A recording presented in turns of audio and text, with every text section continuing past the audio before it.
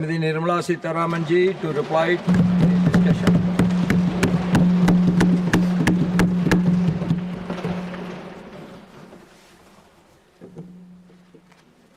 Thank you very much, sir. Sir, this budget is being presented at a moment when there is a very rare balance for India. And this kind of a moment doesn't come too many times in history. A rare moment when our macroeconomic balance, which is unique to achieve, I'm saying it more with responsibility rather than claiming it as a marker with which I want to start commenting on the observations of the honorable members. It is an achievement of the entire country. It is the achievement of our people to have a wonderful balance. That is, you're having a good high rate of growth of the GDP, and there is a low inflation which is being held at that kind of a level for continuously some time. I'll get into the details.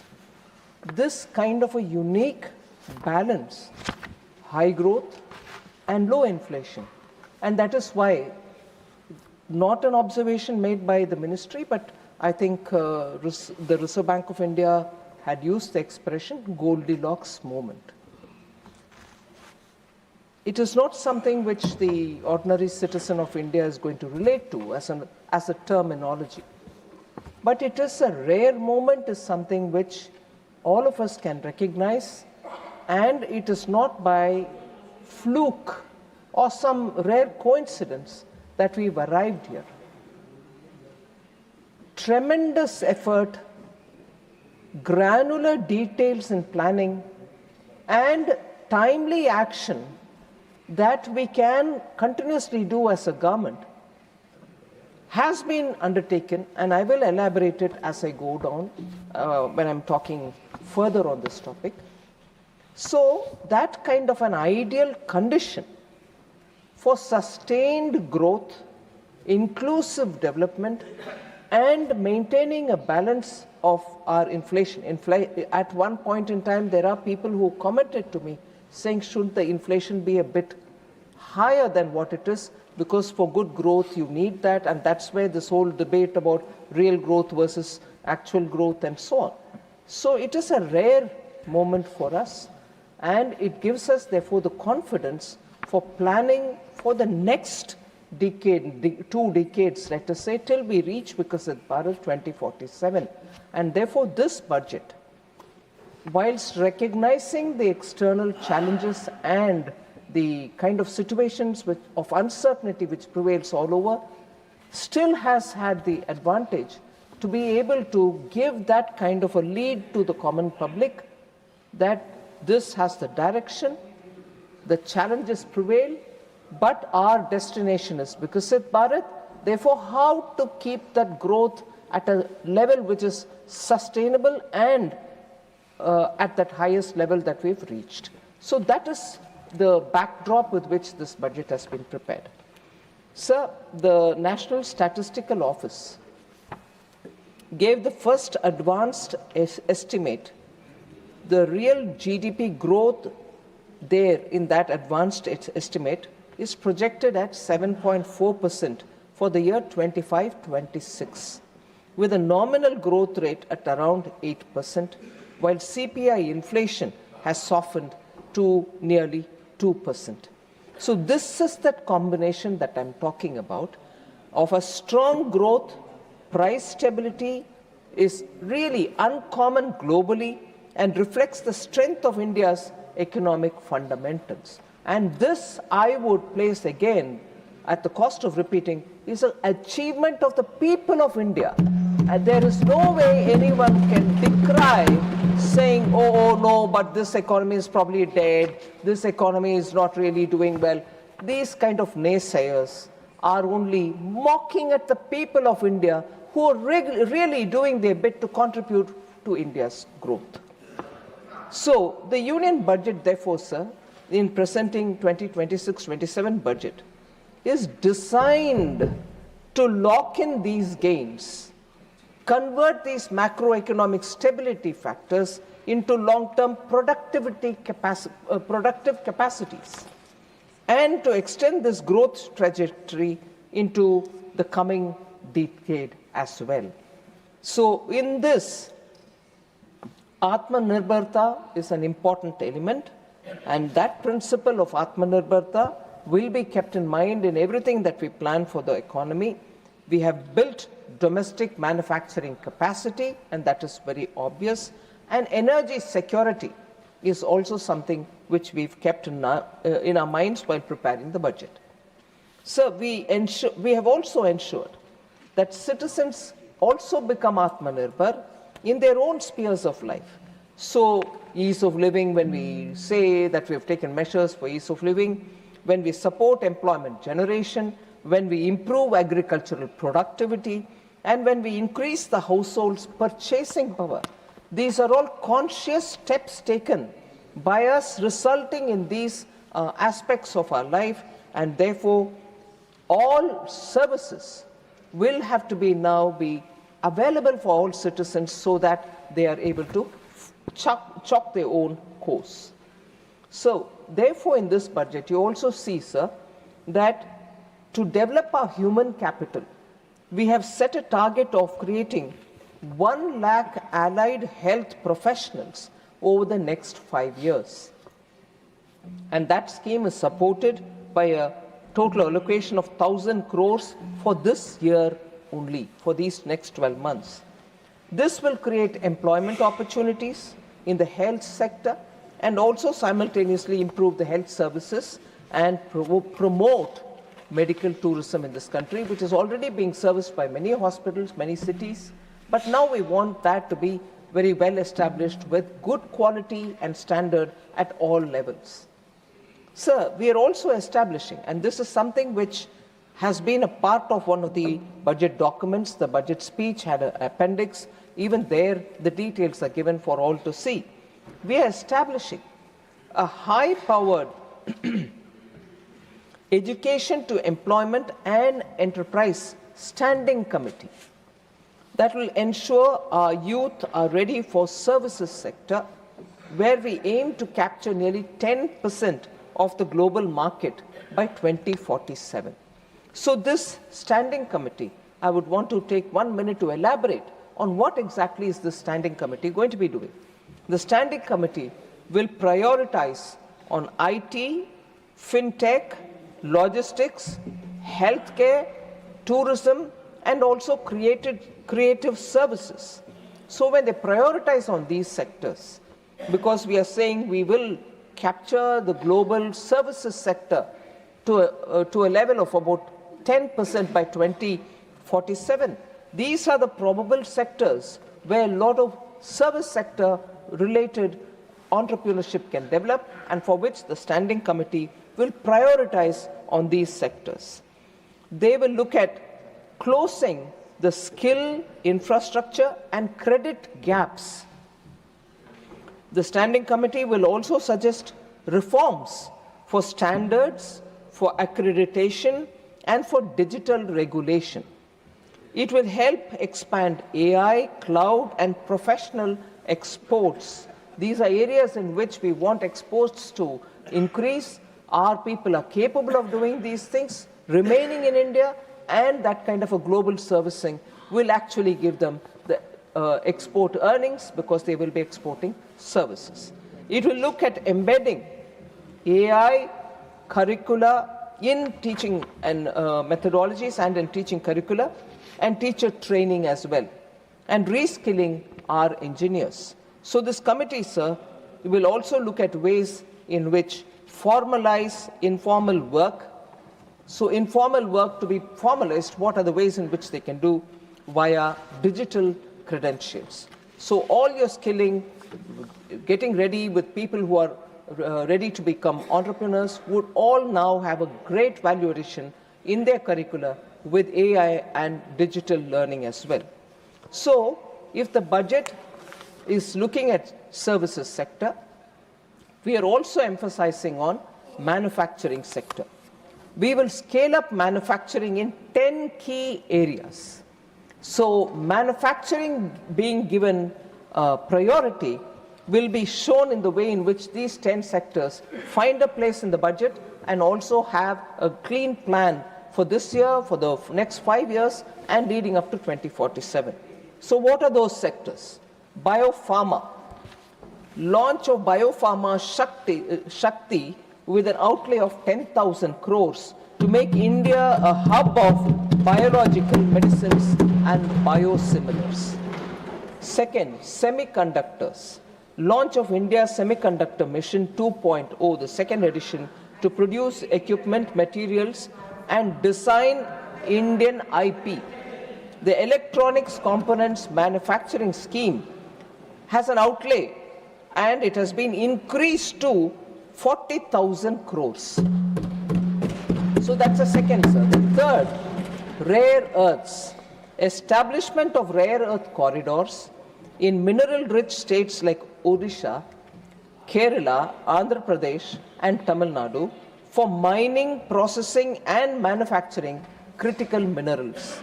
That's the third, sir. The fourth, a new scheme to set up 3 dedicated chemical parks to enhance domestic production and reduce imports. Fifth, capital goods. Setting up of high-tech tool room in CPSEs and a new scheme for enhancement of construction and infrastructure equipment to manufacture high-value equipments like tunnel borers, and I expanded during my speech that it need not just be on heavy machines which are used for laying roads or laying the metro, but also for today's urbanization, multi-storied apartments. Many of the operations are today becoming mechanized, street maintenance. For all of them, you need machines which have to be heavy-duty machines which have to be produced and made in India. But in the meanwhile, we've also allowed a certain level of imports for some of the components and machinery and for them to set their manufacturing here. Sixth, sir, container manufacturing. A dedicated scheme with an allocation of 10,000 crore to create a globally competitive container manufacturing ecosystem within India. Seventh, mentioned in the budget but not much spoken outside, sports goods. A dedicated initiative to promote the manufacturing of affordable sports goods. India is likely to host the Commonwealth Games. We are also going to be pitching for the Olympics. So Indian sportsmen need affordable but international class sports goods. So we will be promoting the manufacturing of such high quality sports equipments within India. Legacy clusters. So when we are talking about manufacturing in India and there are units which are being established, large production of frontier technology matters are also being considered. But does it mean that we'll forget the existing clusters where MSME had flourished over the decades? No. So we have said 200 legacy industrial clusters will now get rejuvenated. Their cost competitiveness will improve and also will help them to obtain technologies that they'll need. So legacy clusters will be made a lot more modern with AI and digital technology being made available to them. Ninth, textiles. An integrated program featuring Samarth 2.0 for skilling and also a textile expansion and employment scheme for modernization and setting up of mega textile parks is also part of this budget. So for MSMEs, we are creating champion MSMEs, meaning at least the medium-sized ones which have potential to grow bigger. We want to support them whilst equally supporting small, medium, nano enterprises, those who have the potential to grow.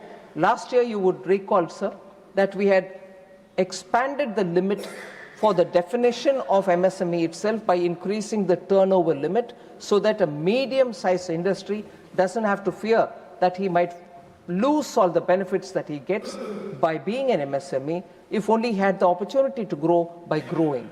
So for such medium-sized industries, we want to help them to come out of it, but at the same time, without losing earlier comforts or the support system which existed for them. So for that, building champion MSMEs, the budget introduces 10,000 crore in the name of SME Growth Fund, Small Medium Enterprises Growth Fund, and mandates the TREADS platform for CPSEs to solve liquidity issues, because TREADS platform has given them how to ways in which they can monetize the bills that they've obtained, not really waiting for the final.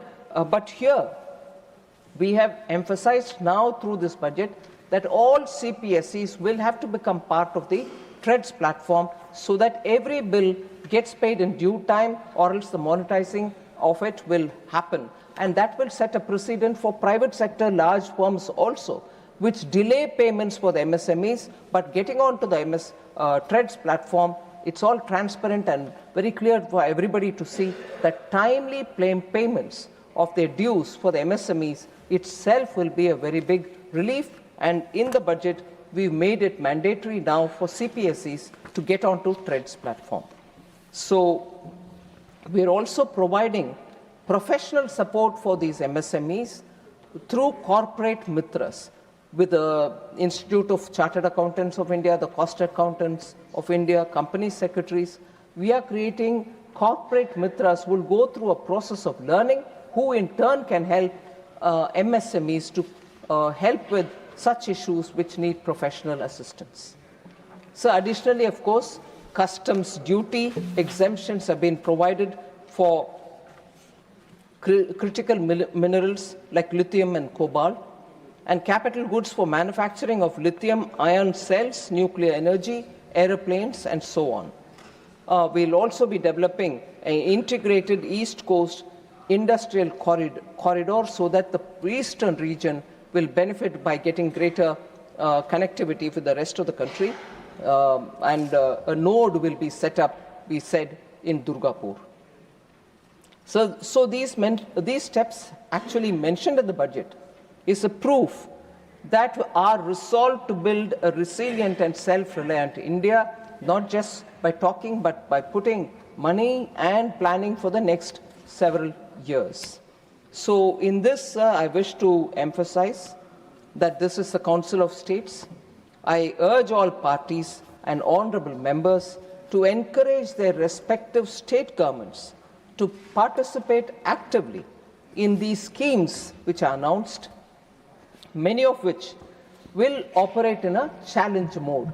So the sooner they come with an exhaustive planning, looking at all the filters which prevail in the PM Gati Shakti, what will be the footfall, what kind of connectivity it has, where are the rights looked into, and any state comes up for these mega schemes which we have announced, they can stand to benefit. So that is one of the reasons we have chosen not to mention the names of the states for these particular mega announcements. Any state can qualify and come and in the challenge mode benefit from it. Sir, since I'd rather get to answering members and their issues, I'm not going to talk about the receipts and the expenditure. One point that I would certainly want to highlight is whilst gross receipts, non-tax receipts are all mentioned in the budget speech itself, banking and credit availability, in order that industries can grow, has also seen a considerable growth. The total credit has expanded by 13.8% in the current financial year. That is, as of 15th January 2026, for the year ending 31st March 2026. The non-food bank credit has grown 13%, and the non-bank credit, that is the NBFCs, has also shown a growth of 15.4% in the same period. So the high-level Committee on Banking for Vikasit Bharat, will comprehensively review the banking sector and align it with the next phase of growth for India.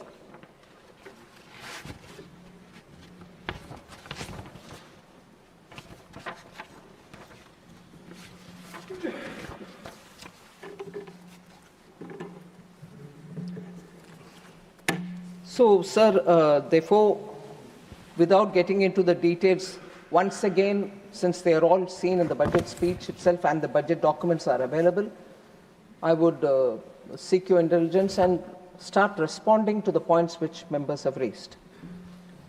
Sir, central government is slashing funds allocated for various schemes and therefore is able to maintain the fiscal deficit number as given. So several prominent speakers who spoke about slashing of funds at the revised its estimate stage. So leading them to conclude that public finance is not managed well, or it's a deliberate attempt, I would think, to mislead the House. It's not right to say, sir, that we have slashed funds, and I will get into the specifics. Before I get into the specifics, I'll also give a bit of a background. In the past, sir, success was measured by how much money was pushed out of the treasury, regardless of whether it was actually being spent or not. Money is allocated, money is given, it's gone there, it's lying there, whatever be the outcome. Thousands of crores kept lying idle in the bank accounts of implementing agencies. At the state government or while the central government, sometimes you borrowed money, you gave it, and we are paying interest on it. So it also created a huge float in the banking system. So clearly, a glaring need for reforms in that aspect was before all of us. So through the public finance management system, the single nodal agency, SNA Sparsh as we call it, we have now absolute visibility of where the money goes, where it remains, where it gets spent, where it doesn't get spent, and where it is lying idle. We have a clear visibility. And equally, this system has given us the advantage that just in time we can release for the state which wants the money for that particular purpose, and that will be based on the state's own share which is getting spent. So the state put their own share and spend the earlier installments given by the center, after which the funds under the scheme are released further to them. So strictly the money goes when it is required and gets utilized, and on getting utilized the second tranche goes, and so on. So, sir, we do not blindly release more just because we need to book expenditure. We do not do that. We ensure that the money is released only when the ground level work demands it. And on that, the state and the center can have a conversation, and if it requires, we will release. So I would like to categorically state that there is no denial or stopping of fund to any state or any scheme. So, through the SNA Sparsh, therefore, we have created a system which is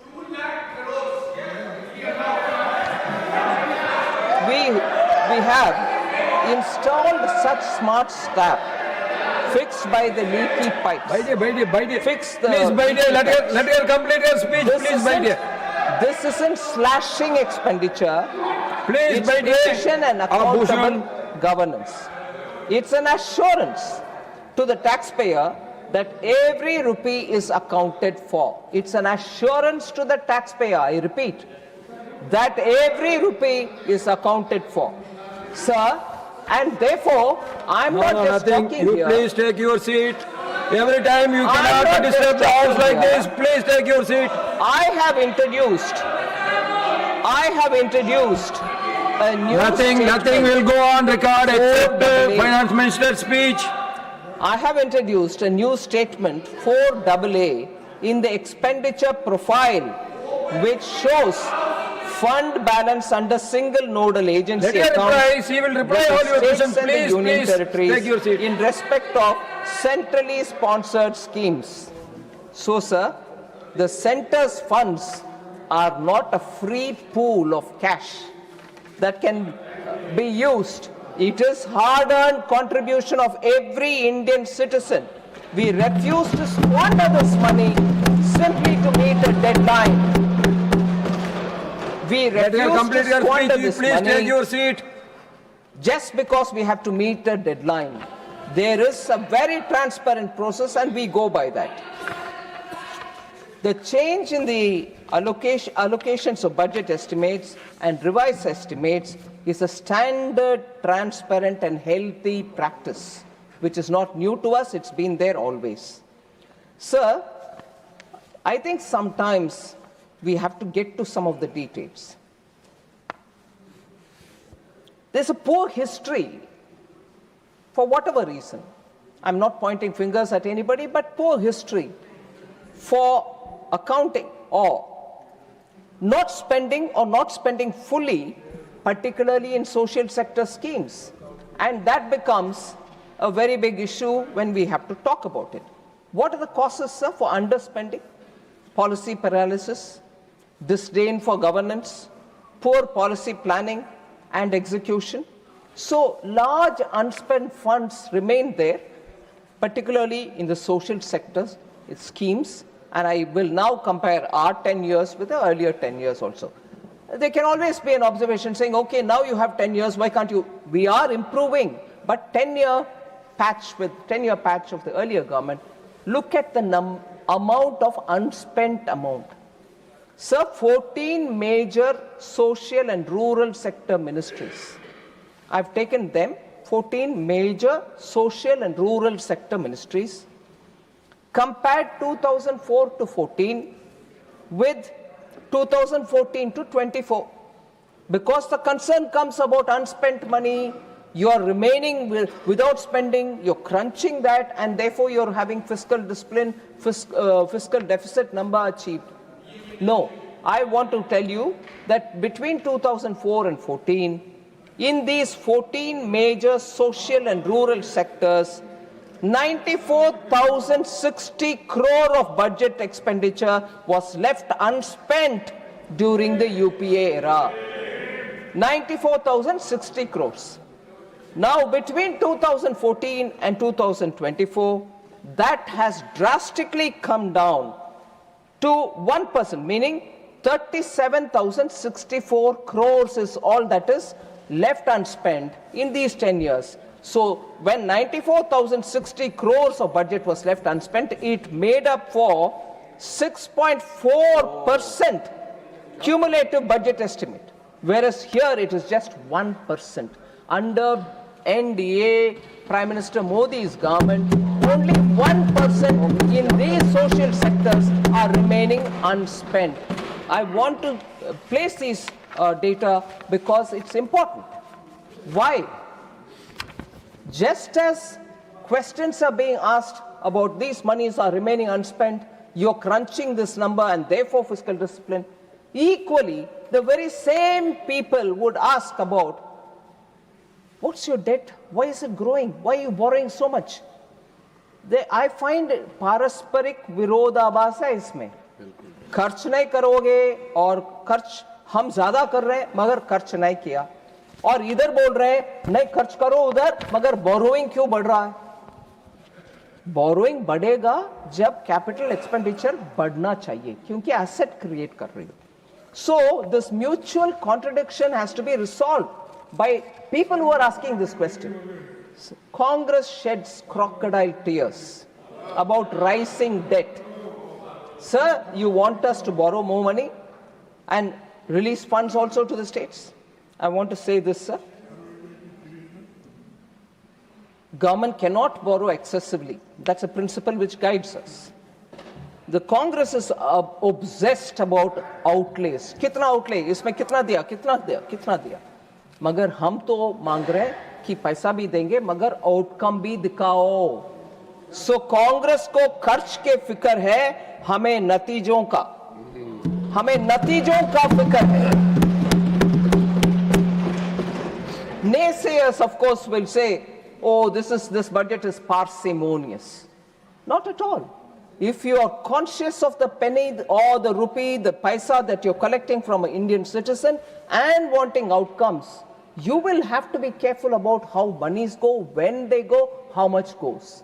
And that is exactly the principle with which the prudential public finance management, which Prime Minister Modi guides us, is be sure that my money is not lying idle somewhere. You should know why it is lying idle, get the outcomes there.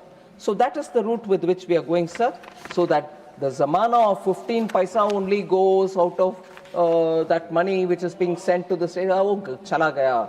Modi ji के समय पर हर पैसा जो जाना है वो जाएगा. इसीलिए 2014 से more than 48 lakh crores have been spent on various or have been sent directly through DBT to various beneficiaries. And because it is DBT, we have saved an estimated 4.31 lakh crores from falling into wrongful hands.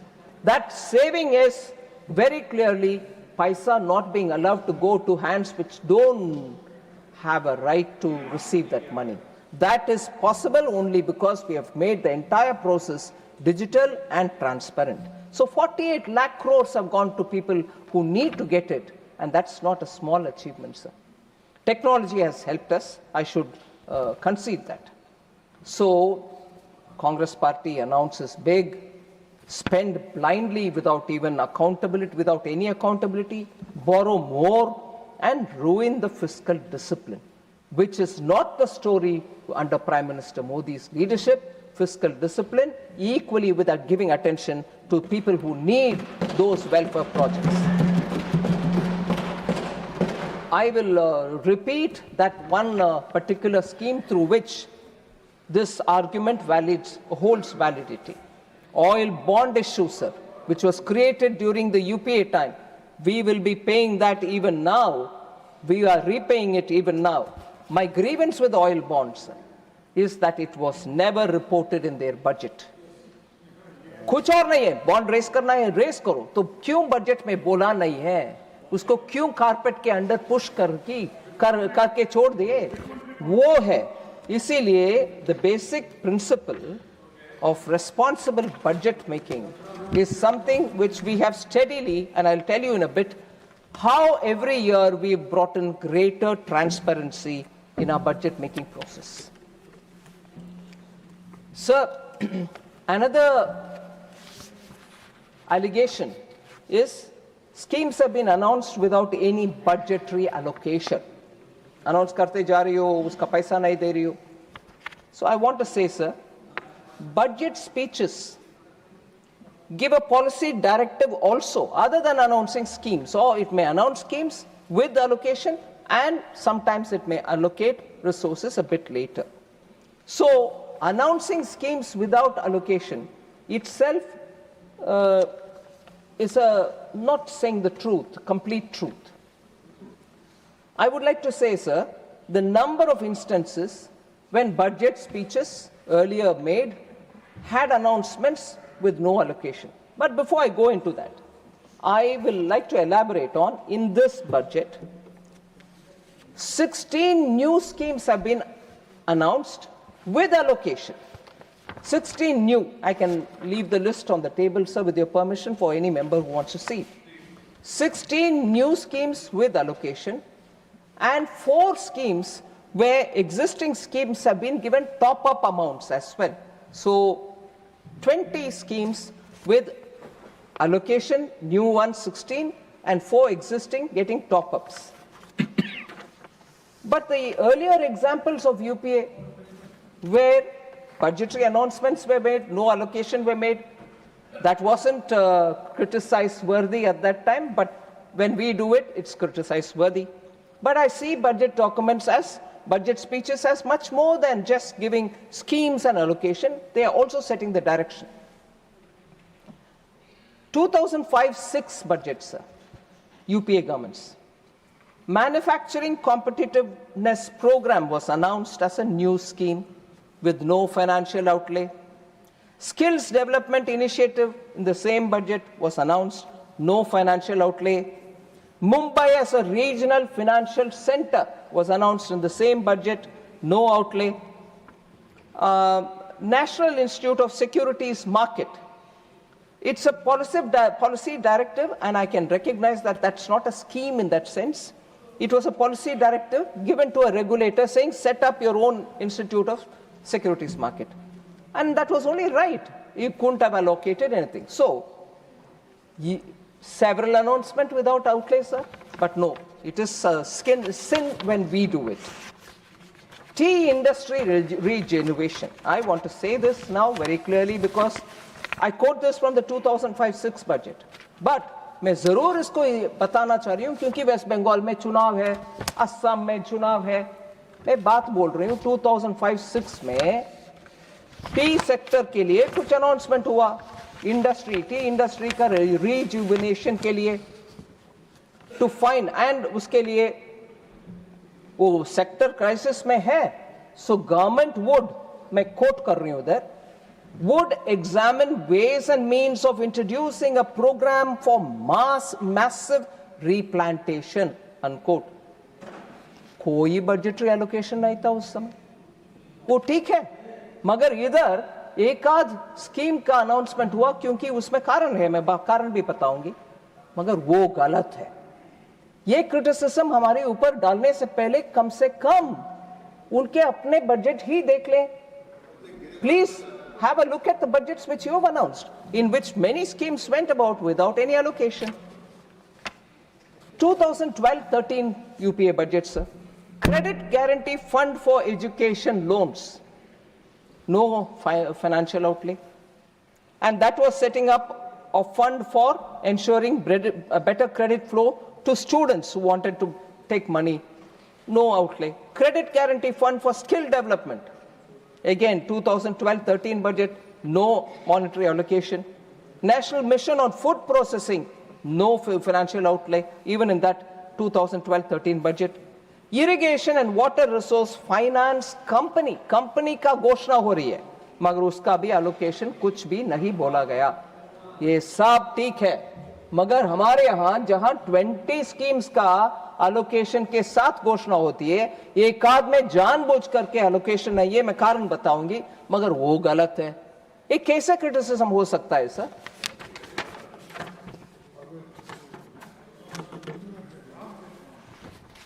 One more similarly UPA budget 2011-12 national manufacturing policy announce किए हैं. मालूम है कि policy है वो, फिर भी 2014 तक, क्योंकि ये 11-12 के बजट है, 14 तक उसमें कोई कुछ एलोकेशन नहीं है, कोई कुछ ग्राउंड लेवल में काम दिखे नहीं, मगर हो गया announcement without any allocation.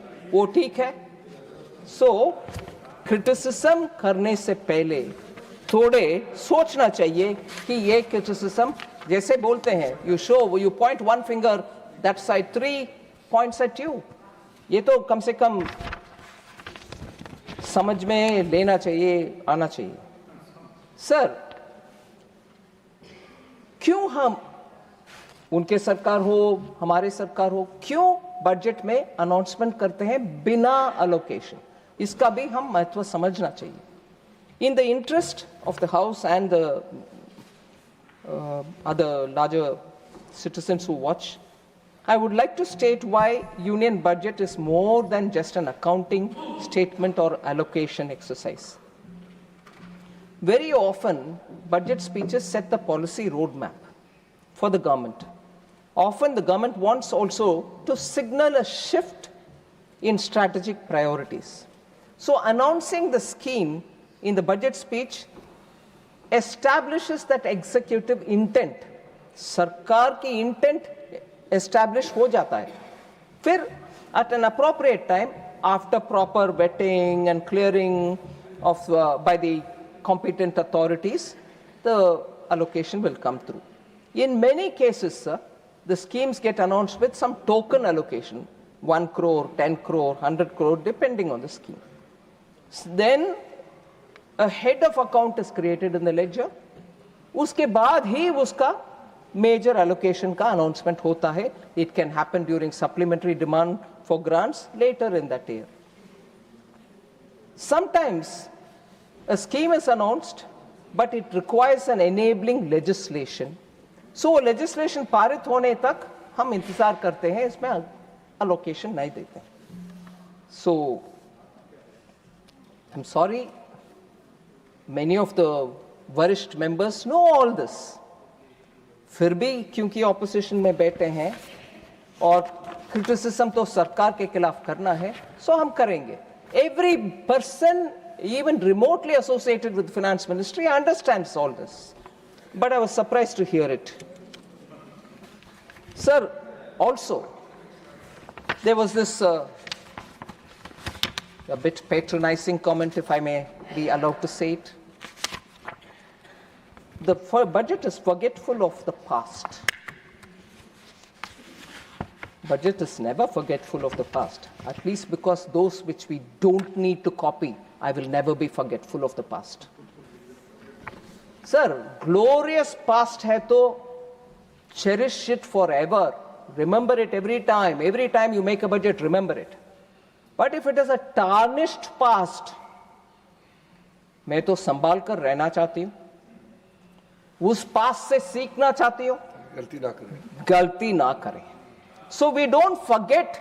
This budget is not forgetful of past. It remembers the fragile 5 days. It remembers the double-digit inflation days. It remembers the policy paralysis and also the scam-filled days. It remembers banks were forced to lend just with a phone call without doing any KYC or anything of that kind. Deficits were kept high and spending on capex was reduced. So, shrinking opportunities, and उस समय का नारा ये था jobless growth. मैं जरूर ये सबको ध्यान में रखूंगी, forget नहीं करती हूँ past को, मगर उससे सीखने लायक विषय ही सीखती हूँ. Of course, I don't need to elaborate about the even earlier license quota Raj, how that economy had to be changed and so on.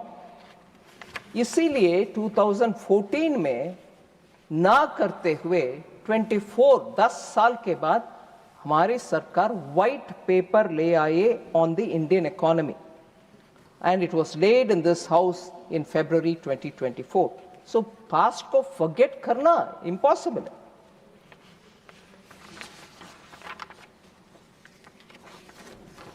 So now I want to just say, I'm not sure how to take this. Former FM P. Chidambaram ji, in 2023, addressing the audience in a media conclave, had said that he credited the BJP-led NDA government for its single-minded focus on containing the deficit and on debt management. He said it in 2023. And today, in 2026, that circumstance which he took into consideration and gave this comment has actually only improved. It is actually only improved. So there's no way that comment which was given in 2023 can be changed. If anything, appreciation will have to be more. But today, we find that you're finding fault with our debt management. It doesn't add up. So then, I move on to talking about, again, debt to GDP, which was raised by, I can't see the honorable member, Raghav Chadda. So, this is not a new change, sir. When we are focusing on debt to GDP, it's not a new target. There was an amendment done in 2018 to the FRBM Act. In that itself, that change was brought in. So I just want to inform the member that if he had not noticed it then, it's worth noticing that it is not new. Also, sir, the point that the middle class is being sandwiched was raised. I'm sure many honorable members thought they had some common cause with that allegation which was being made. I want to very clearly bring the data out to say the conclusion that the middle class was being sandwiched was being made because personal income tax collections exceeded the corporate tax. That is fundamentally misdiagnosing the situation. There's no evidence of middle class suppression. Actually, there is enough and more evidence of historic middle class expansion and formalization driven by the economic reforms that have been undertaken in the last 10 years. High personal income tax collection is not necessarily middle class being crushed. I'll give you the reasons why. There are more people today with income that is taxable. More income is visible and in the formal sector, and it is being reported. So the economy is no longer narrow, and it's not just confined to the elite. Middle class basket is widening. Between 2013-14 and 24-25, the number of taxpayers, that is, people filing returns or with TDS deducted, rose from 5.26 crore to 12.13 crores. So within the last 11 years, more than doubling has happened in the income taxpayers' numbers. So obviously you learn more from it. And what is the growth therefore, sir? CAGR of 7.9%. So that is the largest structural expansion of the middle class in this country. So suppression cannot happen if the tax net is widening, and if the net itself is widening, it's not because of suppression. People are coming on board to pay. And coming on board to pay, not because we are bringing more rates. On the contrary, even as this expansion is happening, income tax limit has increased to 12 lakhs for everybody, and for those in salaried class, 12.75 lakhs तक आपको tax पे करना ही नहीं है. So suppression का बात कहाँ आती है सर? अगर 12.76 लाख तक salaried class को टैक्स ही पे करना नहीं है, कहाँ है suppression? Second, standard deduction has also been enhanced. New tax regime has simplified filing and due diligence करने वाले काम को भी simplify कर दिया. Next generation GST rationalization has also lowered household costs. उनके monthly खर्च कम हो रही है क्योंकि GST में हर item का rate कम हो गया है. Inflation also is at a historical low. So somewhere middle class के ऊपर ये शब्द suppressed cannot coexist with real incomes rising and with record low inflation. And there is an upward mobility of workforce as well. So ये थोड़ा मुझे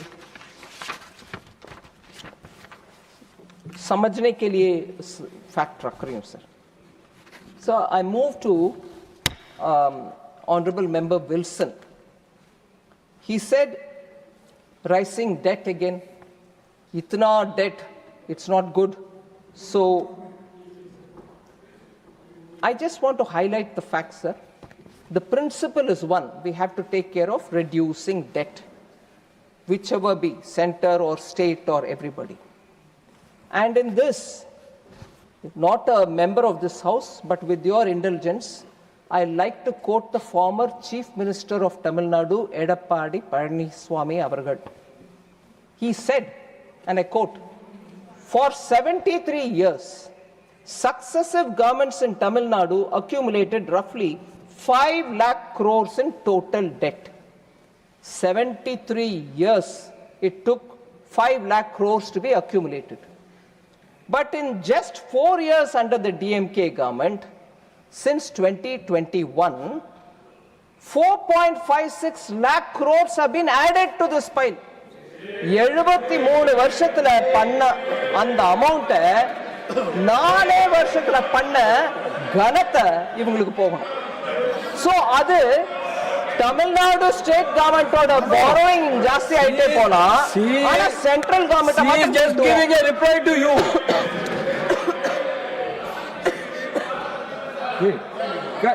You by the let lobby our Sir, we are listening to her very quietly. She is also talking whatever she wants to tell us. She is giving advice. We'll take her. But the Tamil Nadu government has committed nearly 4 lakhs crore debt. Earlier it was like that. Are you speaking on Tamil Nadu budget or Indian government budget? This is not fair because election is there. Election is there and AIDDMK no, only 1 minute. Leaders quote she is doing it. Outside speech, who is nothing to do with this house. This is unfair and I condemn such. She is giving an answer to a question raised by a member of this house. Please. Tamidaraji, please take your seat. Tamidaraji, please take your seat. Tamidaraji, please take your seat. Please take your seat, all members. Please. Sir, thank you very much, sir. Sir, when you stand up to answer criticisms, you will bring in facts. Sometimes facts can be very difficult to digest, but I will state it because they are facts. Okay, sir? No. Why you are ready to vote? She is quoting on quotation only. Please, Tamidaraji. Sir. Nothing will go on record. Please, Tamidaraji, please, by the except finance minister's reply, nothing will go on record. Please sit down. Please, all of you, please take your seat. Sir, with please. your permission. Yes. Since John Britas ji is saying something, on that specific point I want to answer him, sir.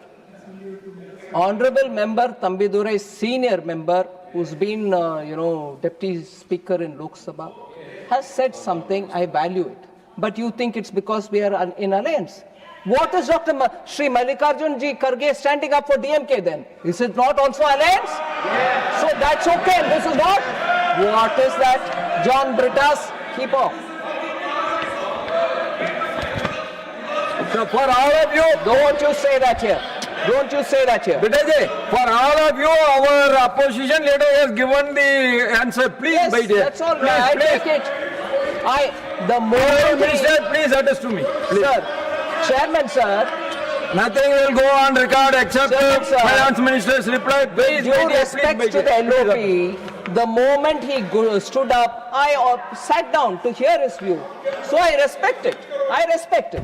But if there are insinuations that because they are in coalition, we are speaking, that is also coalition, sir. Oh yeah, that's also in doubt now. Oh, John Britas, that is in doubt.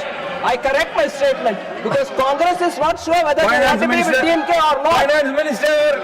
Okay, and in Kerala too, you Finance Minister, please address to me, please. Sorry. Tamiduriji, you please take your seat. All of you, please take your seat. Please. Sir, now I'll specifically answer Kanimori NBN Somu, who's an honorable lady member of the House. She said, No. Sir. Sivarajinji, you please take your seat.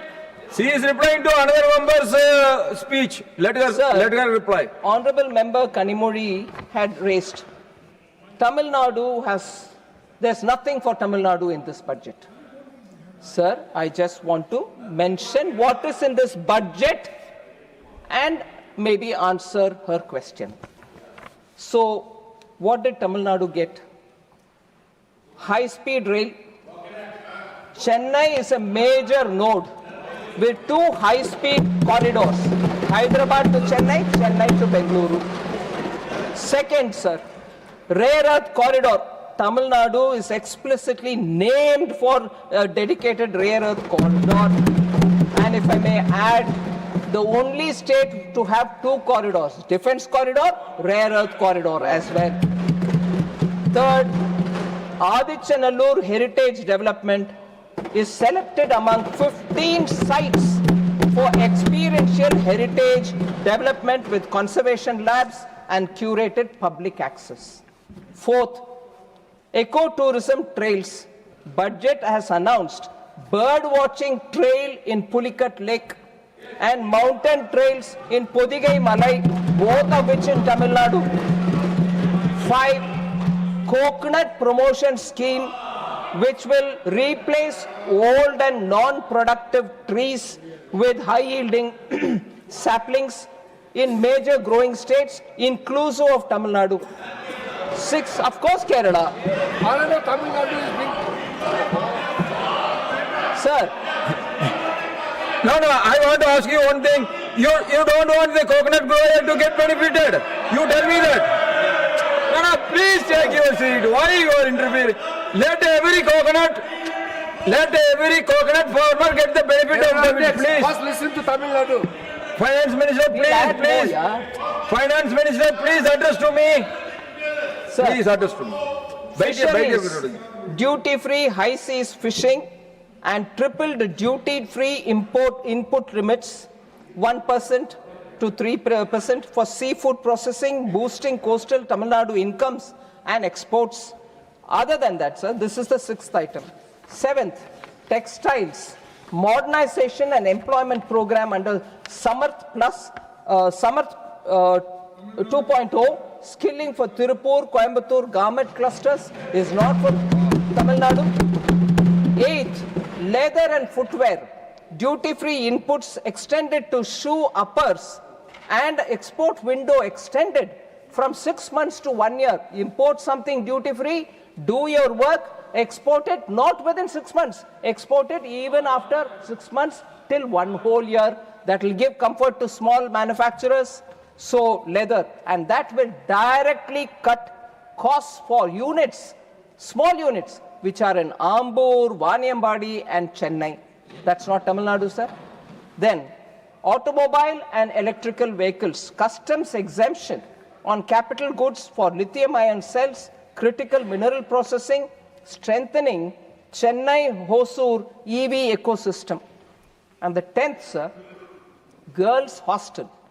1 hostel per district. 38 hostels can be built in Tamil Nadu. That's not for Tamil Nadu, sir. And even better. And even more.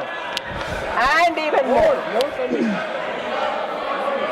Sir, when we said city economic regions, where we are giving from Government of India 5,000 crore per city economic region for 5 years, 1,000 crore per year.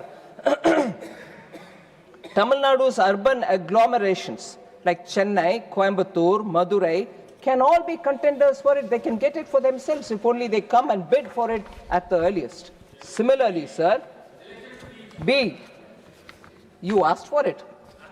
No. B, Minister, please address to me. yes, sir. Sorry, Yes. sir. Regional medical hubs. India's healthcare capital, everybody claims, I also accept it. Chennai is well placed to secure one of the 5 medical hubs that we want to establish for care, education, research, and for Ayush. They can have a medical hub. Similarly, university townships, sir, Tamil Nadu can bid along CBIC, that is a Chennai-Bangalore corridor, or the East Coast corridor, which goes Chennai to Kanyakumari. Have a university township or a chemical park. 3 plug-and-play parks can be aspired for. Manali, Kadalur are all places where chemical industries are located. So are these not for Tamil Nadu, sir? Sir, Tamil Nadu MP should thank Finance Minister now. sir, health. There are several members. I'll name some of them: Randeep Surjewala ji, Ashok Mittal ji, Rajiv Shukla ji, a lot of them mentioned. Heal in India is something which we announced several budgets ago, and we continue to build on that. Now 26-27 budget strengthens the entire health value chain. Healthcare infrastructure is being improved. NIMHANS is a very reputed institution in Bengaluru. We want to build one such an institution somewhere in the north. And whichever state wants to bid again can aspire to have it. Other than that, the institution which exists in Ranchi will be upgraded. Other than that, the institution which exists in Tezpur, both of them will be made regional apex centers. So we are improving on the infrastructure. Also, we are expanding by 50% the emergency and trauma care capacity in the district hospital level all over India. For the district hospital, emergency and trauma care is being improved by 50%. Also, sir, the workforce pipeline will be expanded decisively because 1 lakh additional allied health professionals for the next 5 years will be created, and they will be serving within India or find jobs anywhere else as well, but they will be qualified. 4, a care system, a care ecosystem is also being carefully nurtured. 1.5 lakh caregivers for elderly, for wellness, and for medical device operations are being readied. This year itself, they will be available as skilled caregivers. So other than this, 1,000 crore for allied health professionals is also being allocated in this budget. More than that, the medical value tourism, 5 regional medical and integrated hub is being planned. It will combine hospitals, education, research, diagnostics, and Ayush facilities. All of them will be available in that large hub. So India wants to position itself as a healthcare destination. Other than this, the 7th point on healthcare, on health sector, Biopharma Shakti, 10,000 crore mission is being created with 10,000 crores being provided. And that will take care of getting biologics and biosimilars, particularly for diseases like cancer, diabetes, chronic diseases, life-threatening diseases, and so on. This will be supported by 3 new and upgraded NIPERs, which is the National Institute of Pharmaceutical Education and Research. Already there are 7 NIPERs in this country. We will be adding 3 more to them. A national network of 1,000 accredited clinical trial sites will also be established so that science-based approvals can be given for tests that they do. So that is also for health, sir. And the 10th point that I want to say is full customs duty exemption for 17 cancer drugs have been given. Inclusion of 7 additional rare diseases have also been made so that duty-free medicines can be brought for them. Reduction of TCS on medical treatments, treatment remittances which go out of this country through the LRS.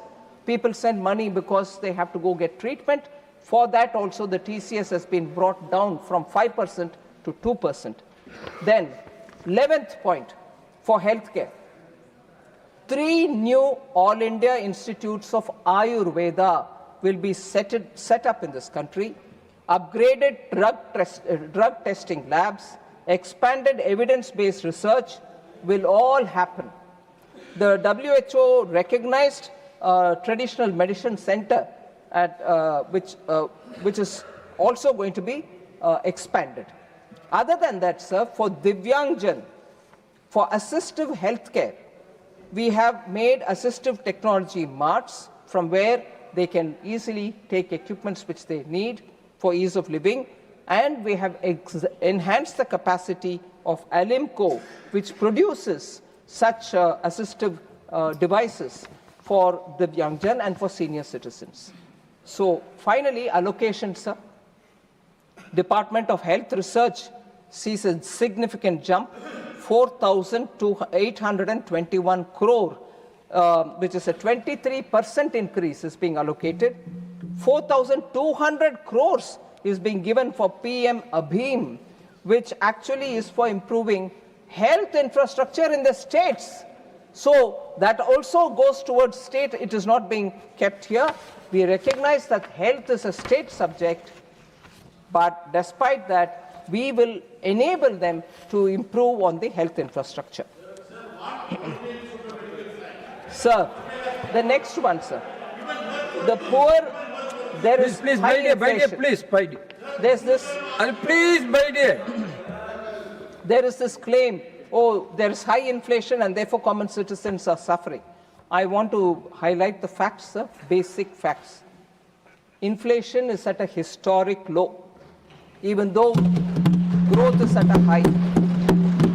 There is no inflation crisis in India today. Inflation has been tamed, anchored due to stability and the steps taken by the government. Retail inflation has actually been on a downward trajectory from 6.7% in FY23. It has come to 1.7 in FY26.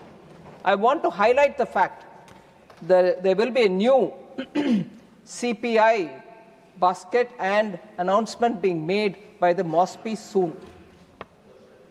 That will be updated. Consumer price index will be determined on that based on a new base year.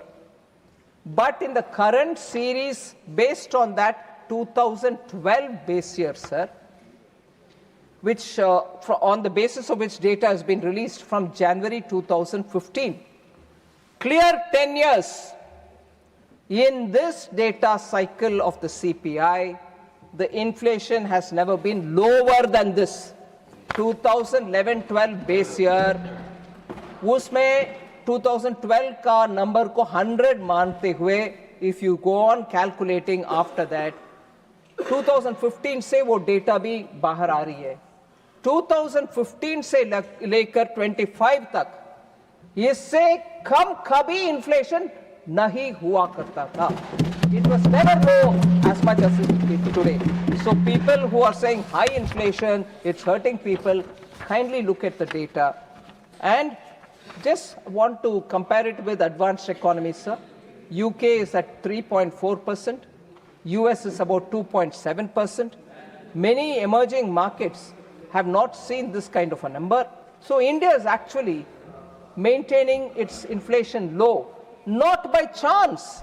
It is actually a strategy. I want to clearly tell that we have made sure not just blunt monetary tools, but we have a calibrated mix of fiscal policy, trade policy, and also supply side interventions that we've made over and over again, as a result of which today inflation is where it is. Just for example to say that there are conscious efforts taken by the government which is resulting in inflation being low. Dynamic duty management. When edible prices go up, we make sure that the basic customs duty is brought down proactively, so that, take the example of June 2025, sir, it was reduced to 10%, as a result of which immediately we could get some edible oil and make sure the market didn't suffer for want of edible oil. So when at the same time, in case the price comes down too much, that our farmers might get affected, we quickly go in and raise it so that farmers don't get affected. So dynamically managing duty on commodities which can come into the country. Second, actively maintaining a buffer stock so that as and when the prices are likely to go up, we release the stock and calm the prices down. This is actually validated by data in the last 4-5 years. We also have made sure that railways will make sure logistics is provided for edible items which have to move to different parts of the country at a lower price. Every commodity going on the road with diesel costs and truck and logistics delay might increase the price. So we have ensured that railways will be the route through which many of these goods will move to different parts of the country. So that's also part of the dynamic management. Third, sir, GST rate rationalization, all of us have spoken about it. We kept doing it in piecemeal. At one go in September 2025, I will thank the GST Council. Unanimously, the rates were brought down for across the board to all common man items. And the fourth, sir, we gave support to agriculture. India recorded a historic cereal production of 3,320 lakh tons in 24-25. So when our annadata are producing and giving, we are able to also make sure that the prices come down. No, announcement come morning. No. Sir, inflation control thereby, inflation control has been completely, because of the dynamic system with which we are working in tandem with the RBI, it has been kept below the tolerance band.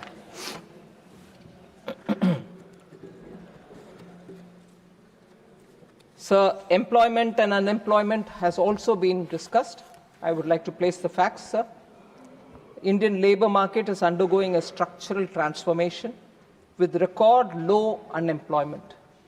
India's unemployment rate has actually fallen structurally, you can see it, from 5.6% in 2017-18 to 3.2% in 23-24. It's actually unemployment has come down. The economy is actively absorbing labor. In Q2 of financial year 26, which is the current year, sir, 56.2 crore people were employed. Just in this one quarter, 56.2 crore people have been employed. 8.7 lakh net new jobs have been created in just 3 months. So, the annual survey of industries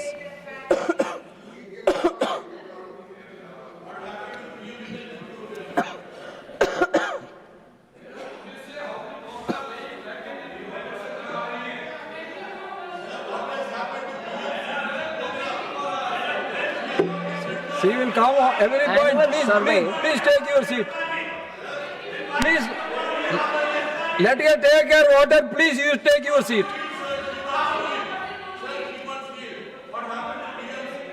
Sir, Please address to the chair. Sir, annual survey of industries records a 6% year-on-year increase in manufacturing sector employment, adding over 10 lakh organized sector jobs in a single year.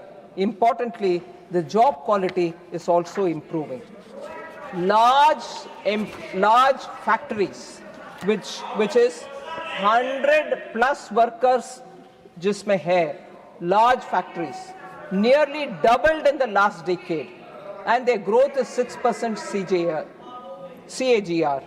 So it clearly shows that there is more stable and higher productivity with better paid jobs. Sir, also, the total estimated employment in the formal manufacturing sector showed a robust growth, 5.92% in 23-24 over the previous year, 22-23.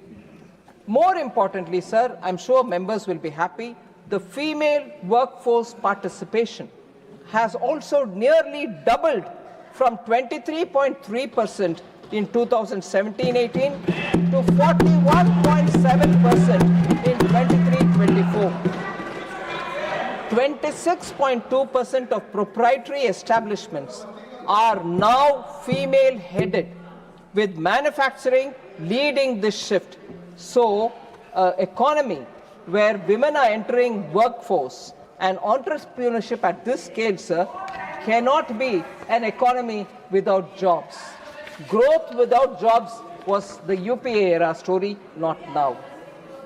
Sir, gig economy is also expanding. I don't need to highlight that. I'm sure all the members are conscious. The gig economy expanded by 55% from 77 lakh workers in 21, the financial year 21, 120 lakh in FY25. So, e-Shram portal, over 31 crore unorganized workers have been registered January 2026. So all of them are also getting covered under Social Security. 54% of these registrants are women.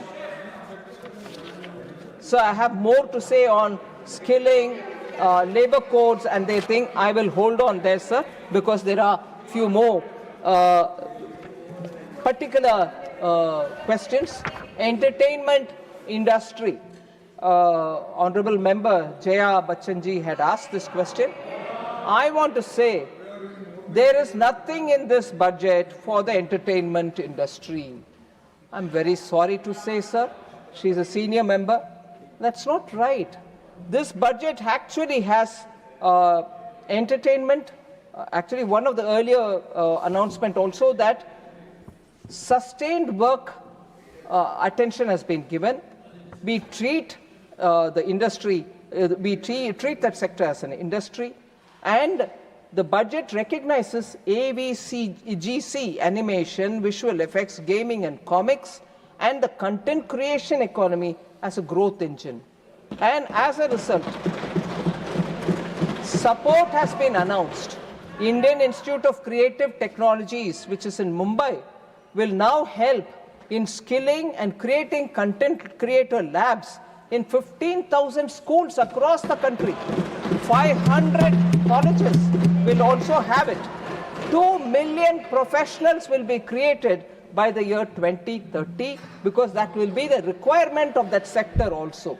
Now, content creating is not what we commonly hear, oh, he's a content creator for social media. No, it is a highly skilled effort where art, drawing, and also storytelling all become part of the digital world, and they have to create it for the digital universe. So it's a highly expertise-based sector, sir. So that actually has been announced. So that will feed into VFX, gaming, OTT, animation, post-production, and design. That's the backbone of the entertainment industry. So that's what we are doing. Other than that, the budget creates new monetizable work for these creators. The National Destination Digital Knowledge Grid is also designed to document cultural and heritage sites, is explicitly generating jobs for these filmmakers, digital storytellers, editors, animators, and researchers. So we are not just doing any token gesture towards this area. It is actually being given the prominence and the resource allocation. A new National Institute of Design is also being announced. There is skills shortage in the production of design, costumes, sets, and visual aesthetics. We need people who need to be trained in these areas as well. So the biggest intervention, other than what has been announced in the budget, biggest intervention other than what is being announced in the budget is when we held Waves 2025. Waves was a global industry platform. Over 90 countries participated in it. 10,000 plus delegates were there. 1,000 creators were there. More than 300 companies were there which participated in it. And 350 plus startups and nearly 1 lakh footfall was seen in that event. So are these not efforts towards entertainment industry, sir? I want to inform. Okay, please address to the chair. So this orange economy concept itself, which we brought in, are all aimed at the entertainment industry. So I want the honourable member to take cognizance of these announcements.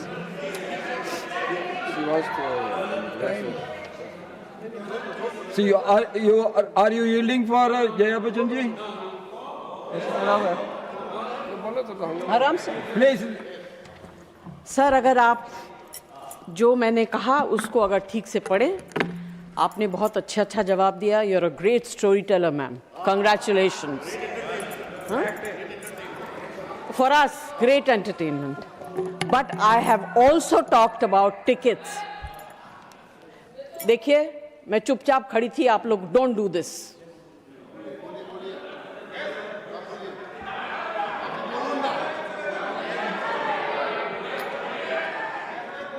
Bhajanji, Sir, you get please the house address- in order. You please address. You please address I to the chair. spoke about the entertainment tax. I spoke about tickets. What about this? I'm not talking about institutes of design. I'm talking about the industry, entertainment industry. We are some of the highest tax-paying individuals of this country. Okay, man. you please take your seat. What a Now, Minister, we have to go for another business is waiting. Sir, I thought I have quoted the honorable member's observation when she said, let me finish now. You please address to me. Now that you asked something more, I have to... Honorable Minister, please address to the chair. Honorable Minister, please address to the chair because another legislative I business is there. understand, Please, sir, but I please. have to do justice. You Therefore, please address to the chair. Sir, I want to highlight the facts, sir. I have not finished because there was new question asked, and I will have to answer that as well. Sorry? You know, समझ में नहीं आता है तो मत Sorry? सुनो. If you don't understand, let Finance Minister speak. Finance Minister, Please. Nothing will go on record. Nothing cross-talking will not go on record. आप बैठिए, please, आप बैठिए. Honorable members, please बैठिए. Honorable Minister, please address to the chair.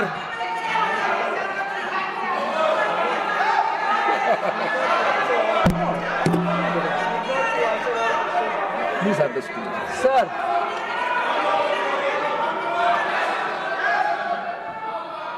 sir, there was an honorable member who had raised an issue and I was giving an answer. Maybe the honorable member is not satisfied and therefore she stood up and mentioned something more. And I will certainly attempt to answer that as well. But if this is objectionable and there are commentaries and finger pointing, doesn't behove well. No. You please take your seat. Nothing will go on record except Finance Minister's answer. No. This is not correct. So, just to stand up and point a finger and shout somebody else down is not going to help, sir. I will wait and answer that. No need. I've given the data. If you don't want to listen to that, don't gesticulate. Address to me. Address to the chair. Don't come Please with address to the running chair. commentary here. Local courts are not given only to you. Local courts are there with everybody. Please address to the chair. A Nothing will go on record now. member has asked a question. Nothing will go on record. Please take your A seat. member Please has address asked a to the question. chair. I yielded with your permission. I am willing to answer further for the Yes. question that she's answered. Please answer Ask to me. her. Why should it irritate other members, sir? When their turn comes, they can ask your permission and ask me a question. I will answer them. And this kind of a running commentary, gesticulating from seats, I'm sorry, I'm sure you will not entertain that. the Finance Minister politely yielded. I yielded and I will answer. The honorable member, sir, I've answered. Maybe she's not satisfied, but on the specific question where she's raised, the ticket prices, entertainment industry is suffering because these prices are too much, I must humbly submit. Entertainment tax, ticketing of films are all state subjects, sir. No point in asking me.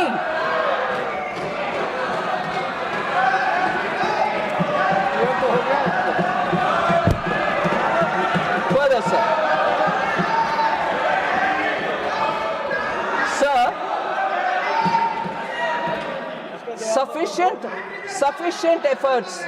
Sufficient efforts have not been taken up for senior citizens is a point which was mentioned by one of the honorable members.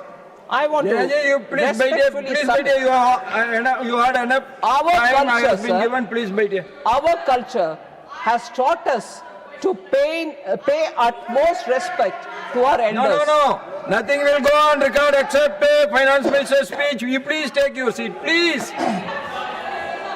Please, Sir, please address to the chair. our culture teaches us to pay respect to our elders. Union Budget 26-27 has made several announcements for senior citizens. I want to say that, sir. We have announced the building of a strong care ecosystem that specifically covers geriatric and allied care services. Let her answer. You please take your seat. No, you please take your seat. Let her answer. Let her answer. You please take your seat. This No, this I am not going to allow. You please take your seat. Target. No. Devajanji, this is too much. You please take your seat. Sir, this includes a target to train 1.5 lakh multi-skilled caregivers, which will benefit the senior citizens. Geriatric care is what we have openly said in this budget. Also, we are ensuring professional support is available for the elderly. Also, the 1 lakh allied health professionals that we will provide for the healthcare will also be helpful for our senior citizens. Second, sir, the assistive technology marts that we are establishing, through which modern retail style centers are being provided, these technology marts will allow senior citizens and also Divyangjan to see, to try and to purchase assistive products. This is also for senior citizens, sir. Also, custom duty has been exempted for 17 cancer drugs and 7 drugs of rare diseases. Sir, particularly for senior citizens, Nothing will go on record except Finance Minister's reply. Honorable Leader of the House. Honorable Leader of the House, please. I need your protection. Honorable Finance Minister is answering the debate, final debate, and the way the opposition members are raising the issues, I think they should restrain themselves, and we should see to it that the debate should go in a healthy manner. She's answering, Honorable Minister is answering every... No, please, madam, I broadcasters. respect you. You please take Please your seat. respect my words also. You please take your seat. Please respect my words also. She is answering every question, and even she has yielded thrice. Sir, I think there is no need for the... Oh, John Bidas, baith ja yaar. She can lead to every member, please. So, sir, I will request you that let the minister answer, and if there are any questions, she is always ready to answer, but let the debate continue, sir. Honorable Minister, please address to the chair, yes, please. sir. Sir, so senior citizens are being taken care of, and every budget announcement has something for them. In fact, the BJP manifesto, sir, the BJP manifesto very clearly promised to provide benefits to senior citizens at 70 years or over under the Ayushman Bharat. Irrespective of income levels, we have included all senior citizens 70 years and above into Prime Minister's Jan Arogya Yojana. So accordingly, free health cover is available, which is 5 lakh per year, is provided for all senior citizens aged 70 and above, irrespective of their socio-economic status. And in this, is it just an announcement? 96.73 lakh Ayushman Vandana cards have been issued already.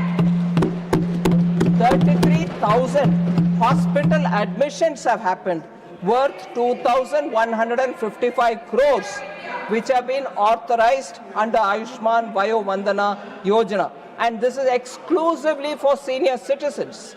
Sir, GST on important items have also been brought down, which will be of help for the senior citizen. 33 life-saving drugs, 0 GST. 5% GST on some medicines, which were higher earlier. GST on health insurance premiums have come down from 18 to 10%, 0%. GST corrective, the corrective spectacles, lenses, contact lenses, all of them have been reduced to 5%. So, actually, senior citizens, I have several things which I want to bring to the notice of the honourable member. Sir, farmers. Nothing will go on record except the finance minister's answer, please. So I want to mention this. Very actually drawing our attention. You cannot take your seat, please. No. I have not permitted you to speak. You please take your seat. Please. Sir, farmers are. There was an observation which will be very pleasing for all of us to hear. Very attractively put, but I'll give an answer for that, sir. Farmers are happy in Texas, not in Tamil Nadu. They are happy in Kentucky, not in Karnataka. Wisconsin, and not in West Bengal. I'm sorry to say that farmers, I want to explain this, sir. He is clearly admitting by naming Tamil Nadu, Karnataka and West Bengal and saying farmers are not happy there. The India alliance ruled states are farmers are unhappy. They have to take care of it. The member said farmers are happy in Texas, not in Tamil Nadu. Happy in Kentucky, not in Karnataka. Wisconsin, not in West Bengal. All three are ruled by India alliance. They should talk among themselves and say why are they unhappy. But sir, coming to this point, agriculture is a state subject. Union government works for Sabka Saath, Sabka Vikas. But there are governments like in West Bengal which do not implement the schemes intended for welfare of the people. Please, only 1 minute. I want to make one general observation. Under Rule 235(9), that no member shall not obstruct proceedings, hiss or interrupt, and avoid making running commentaries when speeches are being made in the council. Kindly follow that rule, please. Sir, agriculture is a state. Please take your seat. Madam, you please take your seat. You please take your seat. Please. So West Bengal does not implement the schemes intended for welfare of the people of the state just because it is financed by the center. So how can we be held responsible? I'll give you a concrete example, sir. Welfare of the tea workers.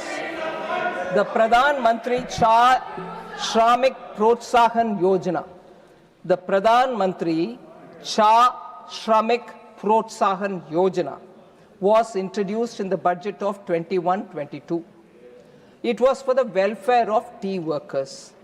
The scheme for the welfare of tea workers, particularly women and children, for bettering standards of education which is available for them, for bettering the health services which are reaching them, and for housing infrastructure facility, the government came up with this scheme. Assam, sir, has already implemented the scheme and utilized 293 crores. The West Bengal government has refused to implement the scheme. Now, if they are unhappy, the farmers, is it our blame? We came up with a scheme, utilize it for them. Farmers in the chai bagan are unhappy. Is it because of us, sir? So if you don't implement for a program meant for poor people, and then you say, we are disadvantaged, you're not helping us. I want to say the welfare of 3.79 lakh plus tea workers, the welfare of 3.79 lakh plus tea workers, why should the scheme be stalled for 5 years? They have stalled it for 5 years. And therefore, now if farmers are unhappy in Bengal, who's got to answer them? There was a scheme brought in. Similarly, Ayushman Bharat was brought in. It would have helped even, leave alone those people who are staying in Bengal, benefiting from their own state scheme.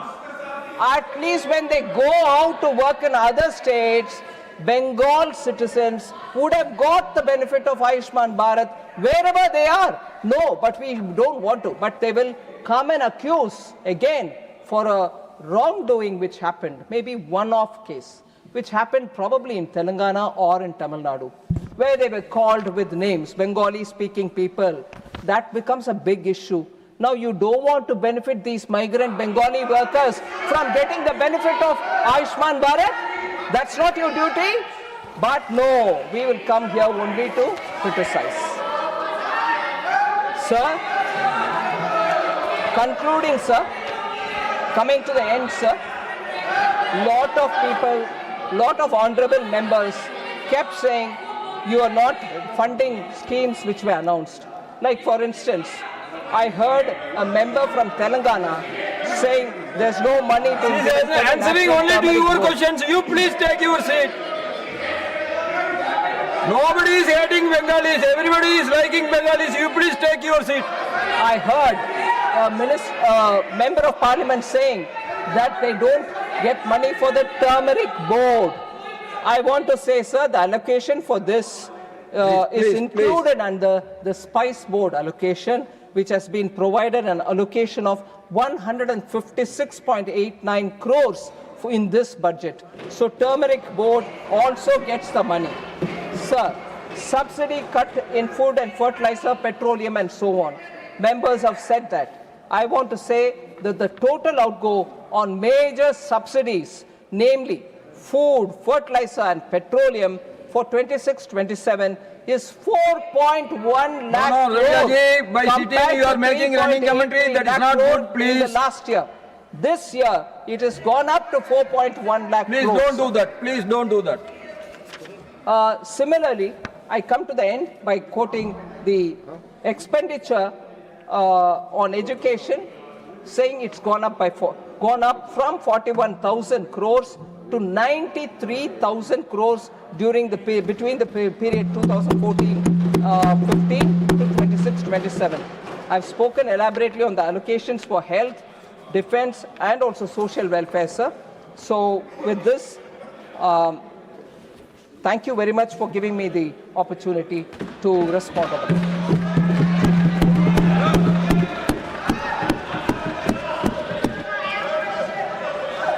Dr. Mansukh Mandaviya to move a motion for consideration of the Industrial Relations Code Amendment Bill 2026. Please take your seat. Please take your seat. Please take your seat. We have to go on the next. Please take your seat. Mandaviya ji, please. Move. I move the bill. Okay, motion moved. Honorable members, Business Advisory Committee has allotted only 30 minutes for the bill. As per the time allocation based on the numerical strength of the parties, BJP gets 10 minutes, Indian National Congress gets 3 minutes, and all other parties will get only 1 minute each. Further, the scope of the debate is very narrow. It is being an amendment bill and speeches should be restricted to the class of the bill. I now call upon the members whose names have been received for participation in this discussion.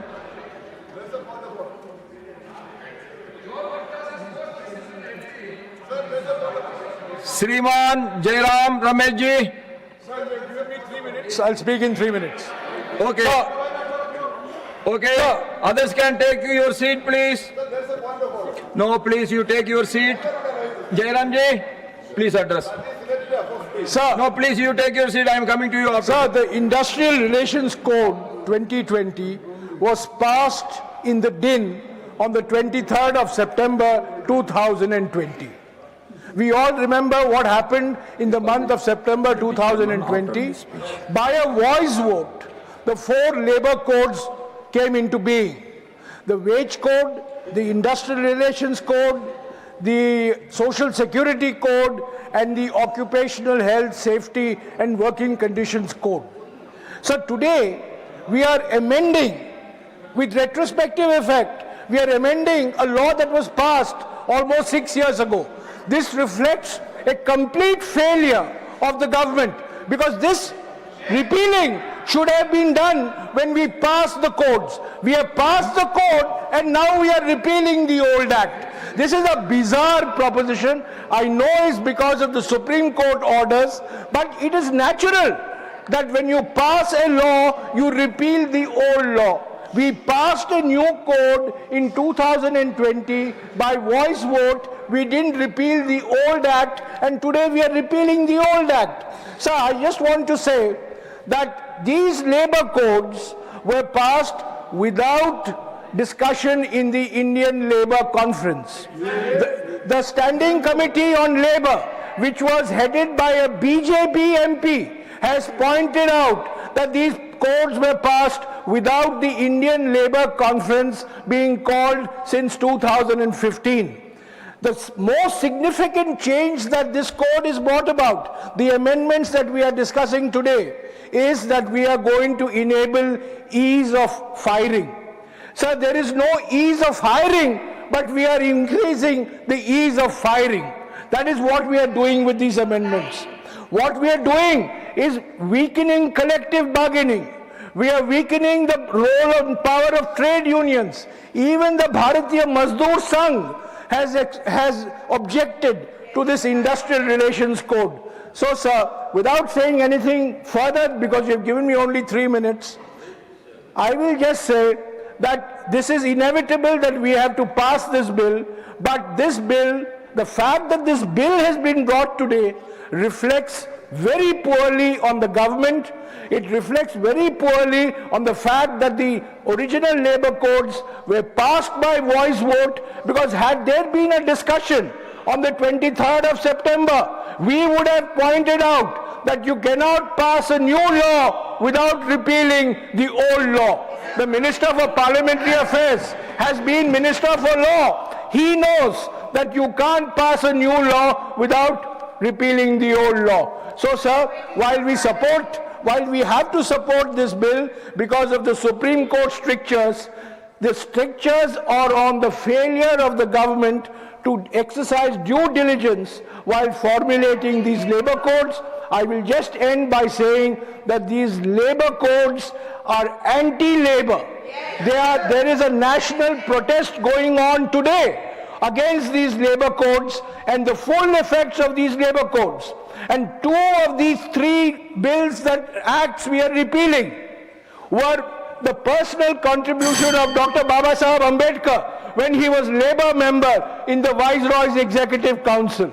We are weakening trade unions, we are enabling ease of firing workers, we are weakening collective bargaining, and we are increasing 8-hour shifts to 12-hour shifts. So we are compelled to support this bill, but this bill is completely anti-labor. Please conclude. Ms. Dolasanji, Ms. Dolasanji, Bitaji, please take your seat. I am coming to you later. You start. Ms. Dolasanji, if you are not speaking, then I have to call the other. I am willing. Please speak.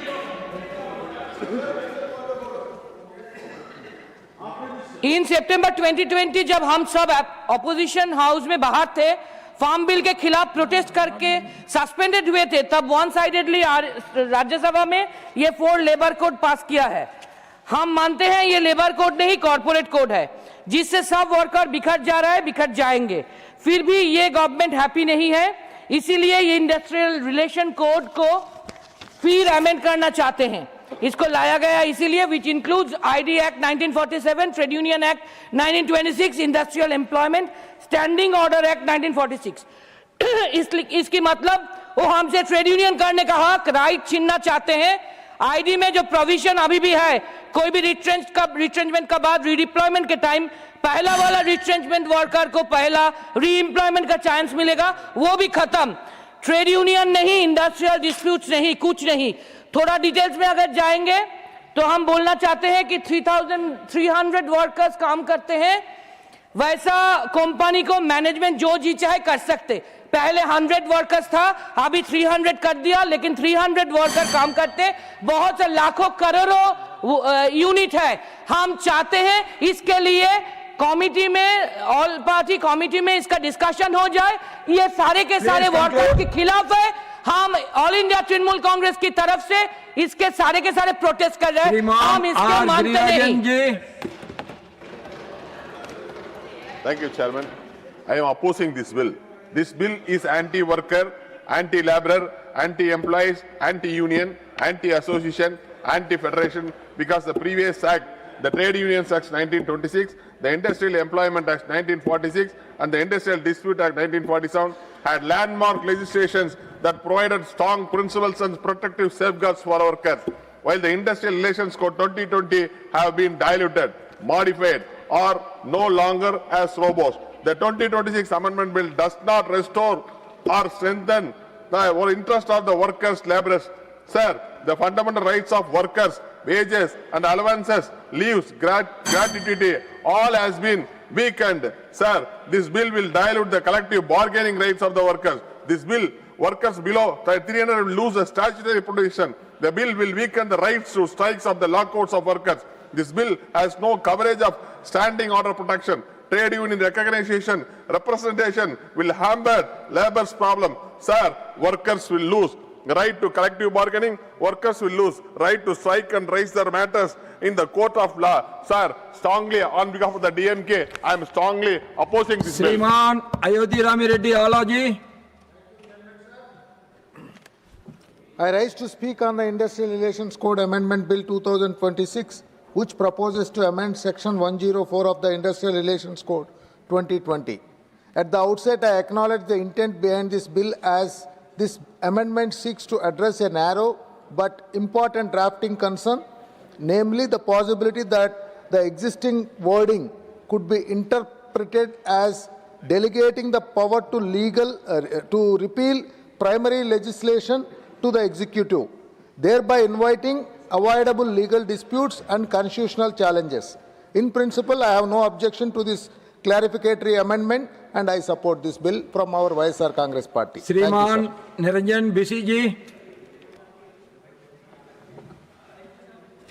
Sir, the Industrial Relations Code Amendment Bill 2026 is anti-workers, anti-laborers, anti-trade union, anti-employees association, anti-employees federation, because this bill has diluted, weakened, modified the basic principle of natural justice of Trade Union Act, Industrial Relation Act, the Industrial Dispute Act, Industrial Employment Standing Order Act, and this bill is meant to protect the interest of the companies and industrialist corporators. This bill is not protect the interest of the workers, employees and laborer or trade union. Our workers will lose collective bargaining. They lose. They will debar from strike. They will debar from raise the matter in the court of law. So, this bill is against the principle of natural justice. This bill is going to be destroy the workers' interest. So, this bill, I oppose the bill. BJD oppose the bill. Dr. M. Thambidurai. Deputy Speaker, sir. Deputy Chairman, sir. Honourable members raise various points about this labour's interest. Sir, ADMK party is always for labour's interest.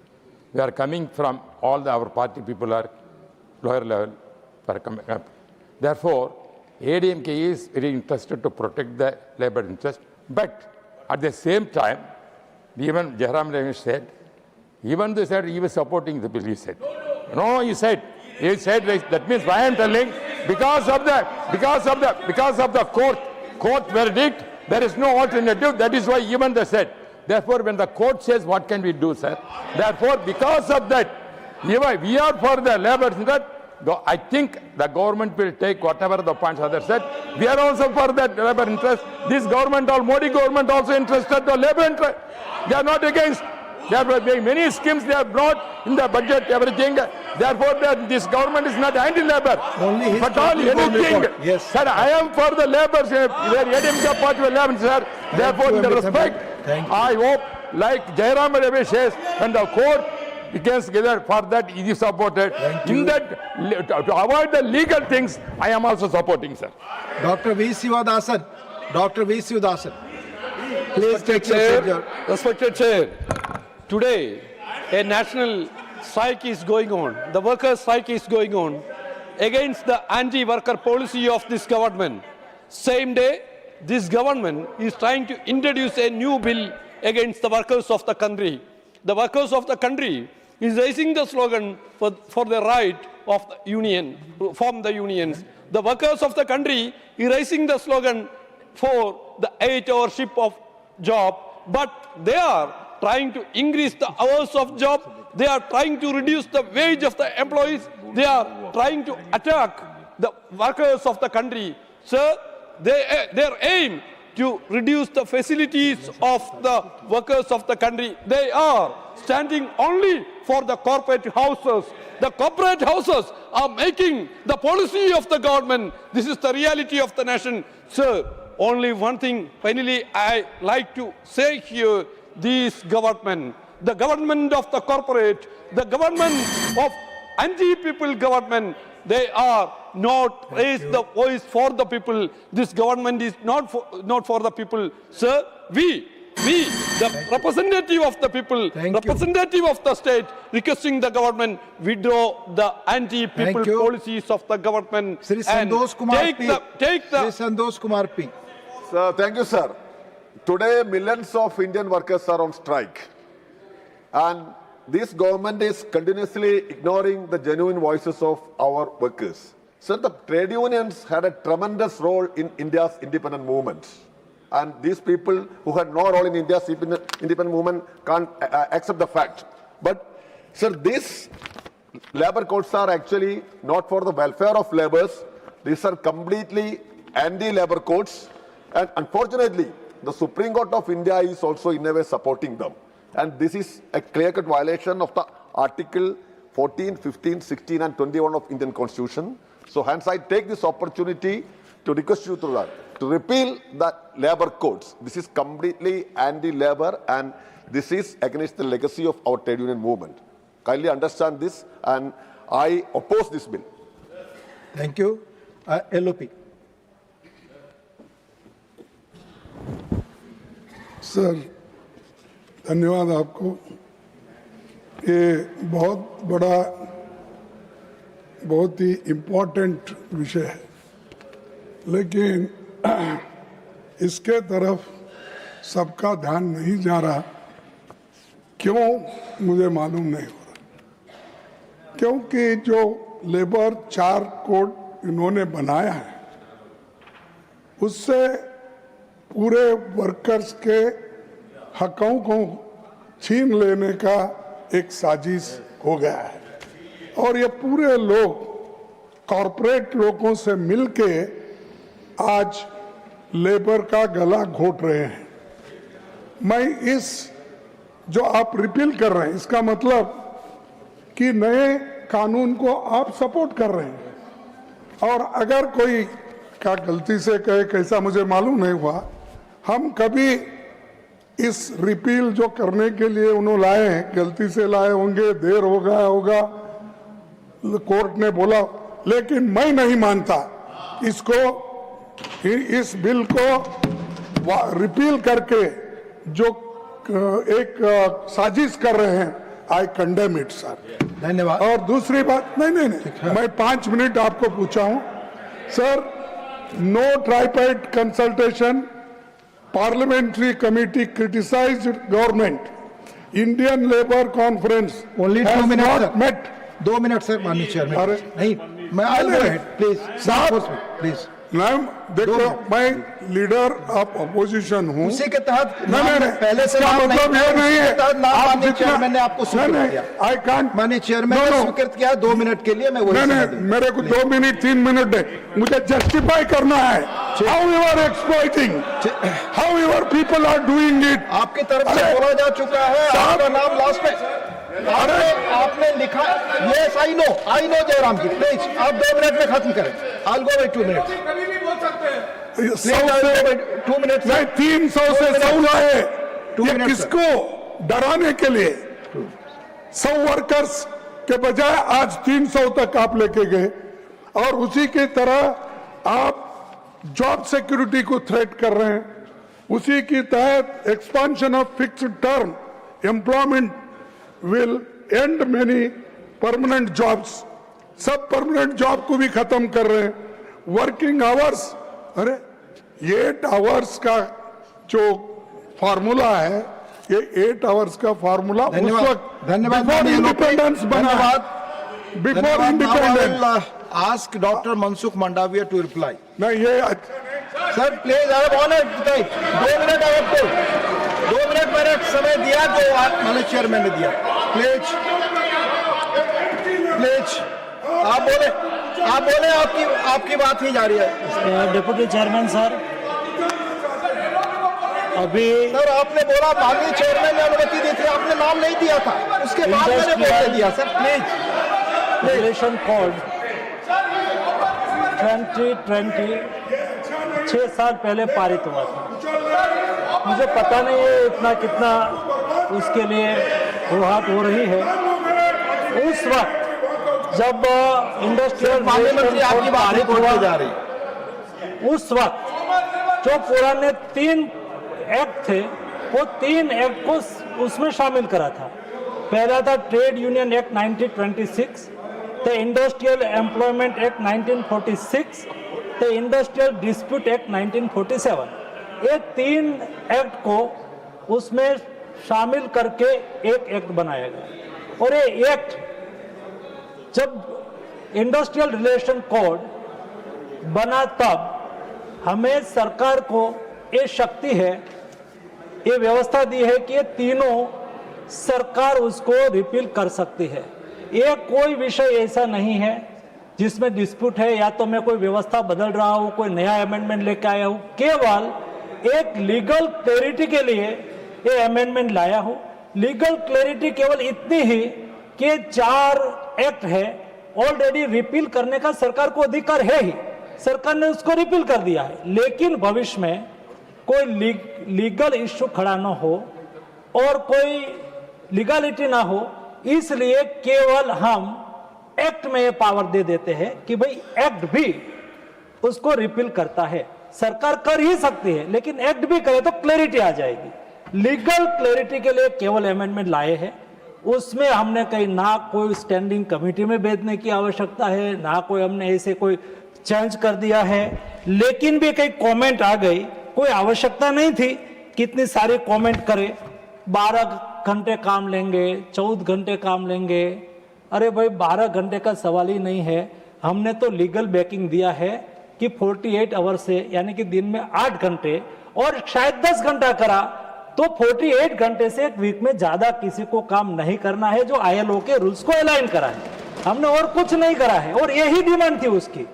लेकिन political यहाँ बताया गया कि 300 workers हो तो factory बंद कर देंगे। कोई फैक्ट्री चालू करते हो, कोई बंद करने के लिए करेगा क्या? कोई चाहेगा इंडस्ट्रियलिस्ट की अपनी फैक्ट्री बंद कर दे, बंद कर दे, बंद कर दे, बंद कर दे, यही बोलते रहे। बंद ही करवानी है सभी फैक्ट्री। ये नरेंद्र मोदी की सरकार है जो लेबर का, वर्कर्स का रक्षण भी करना है, संरक्षण भी करना है, और इंडस्ट्रीज को भी बचाना है।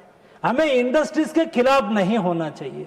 आज दिन तक यही चला, इंडस्ट्रीज और वर्कर्स को सामने सामने रखा। कभी देश आगे नहीं बढ़ सकता। इंडस्ट्रीज और वर्कर्स दोनों के बीच में संतुलन होना चाहिए, जिसमें वर्कर्स को का संरक्षण मिलना चाहिए। ये हमने प्रायोरिटी सुनिश्चित करी है। मैंने डिटेल लोकसभा में भी उसका जवाब दिया है।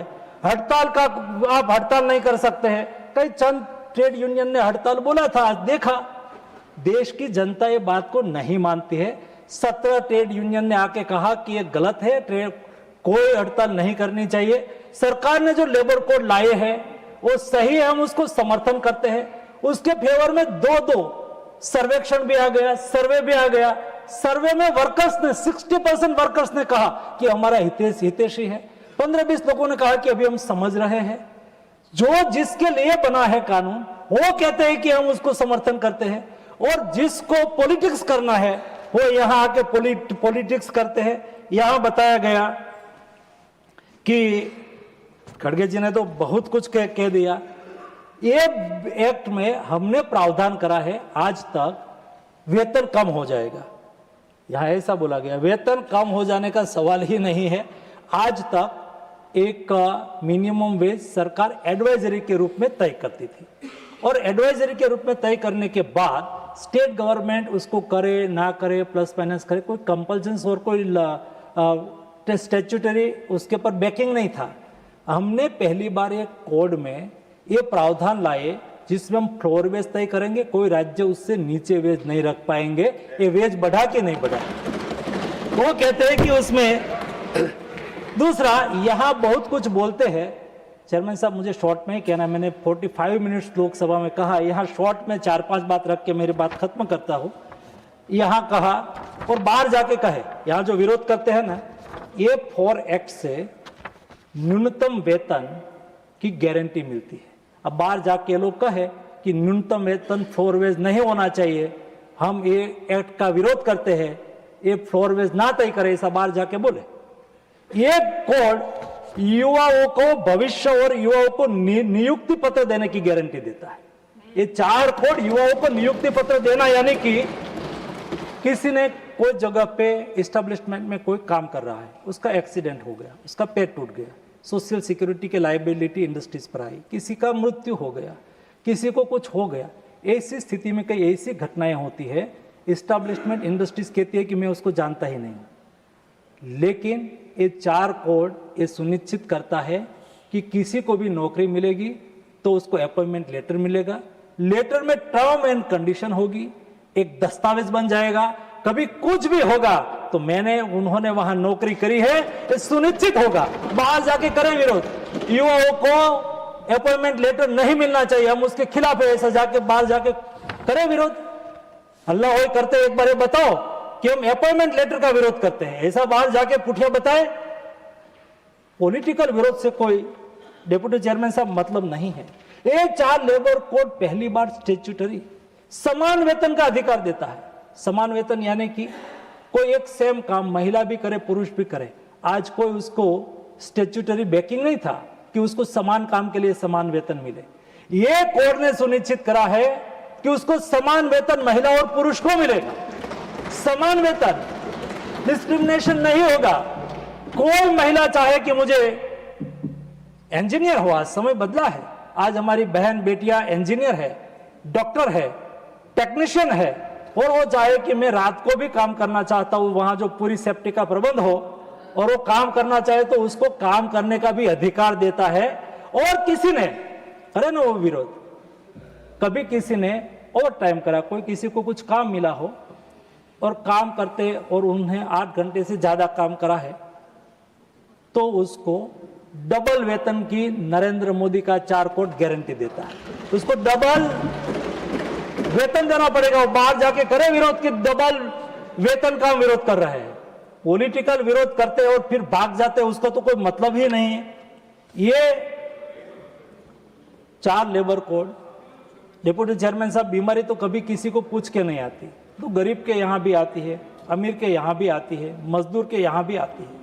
कोई श्रमिक के यहां कोई बीमारी आ जाती है, वो सारे दिन काम में रहते हैं, सुबह से शाम तक काम करते हैं, परिवार की जिम्मेवारी होती है। ऐसी स्थिति में छोटी मोटी बीमारी को उपेक्षा करते हैं। आज कैंसर जैसे डिसीज में 3rd स्टेज में जब डिटेक्ट होगा ना, तब जिंदा रहने की शक्यता संभावना कम हो जाती है। और कई हमारी महिला को ब्रेस्ट कैंसर पहले 1st स्टेज में होता है, तो उसको लगता है कि छोटा मोटा दर्द हो रहा है, वो उसको इग्नोर कर देती है। ये हमारा लेबर कोड देश में 40 एज से एबव कोई भी श्रमिक हो, जिसकी एज 40 से एबव हो गई, साल में एक बार हेल्थ चेकअप की गारंटी देता है। 4 साल में एक बार उसका हेल्थ चेकअप करना है ताकि कोई छोटी मोटी बीमारी हो तो तुरंत ही डिटेक्ट हो जाए, डिटेक्ट हो जाने के बाद उसका इलाज हो जाए, वो स्वयं बच जाए, उसका परिवार बच जाए। ये बड़ा विचार करके मोदी जी ने ये लेबर फॉर्म के रूप में 4 लेबर कोड के रूप में बड़ा रिफॉर्म करा है। डाइजेस्ट नहीं हो पा रहा है, कई लोग ऐसा ही मानते थे।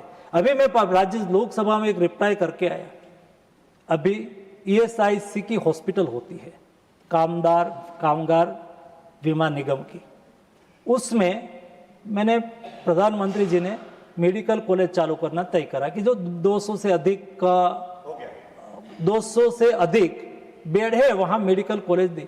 उसमें कामगार के बेटे बेटी को रिजर्वेशन दिया गया, मजदूर के बेटे बेटी को रिजर्वेशन दिया गया। एक काम हमने करा, जो अभी यहां से कई मेरे कम्युनिस्ट साथी बोल रहे थे चिल्ला चिल्ला के हम उसका विरोध कर रहे हैं, मैं उसको कहना चाहता हूं, ऐसी एक मेडिकल कॉलेज प्रेमचंद्रन जी के कहने से हमने केरला को दी, उनके लोकसभा क्षेत्र में थी। प्रेमचंद्रन जी ने कहा था, वो ESIC बोर्ड के मेंबर भी है। हमने ऐसी की हॉस्पिटल वहां अप्रूव करी। अप्रूव करने के बाद नड्डा जी के NMC में जाएगी, वहां एक एसेंशियलिटी सर्टिफिकेट स्टेट को देना होता है।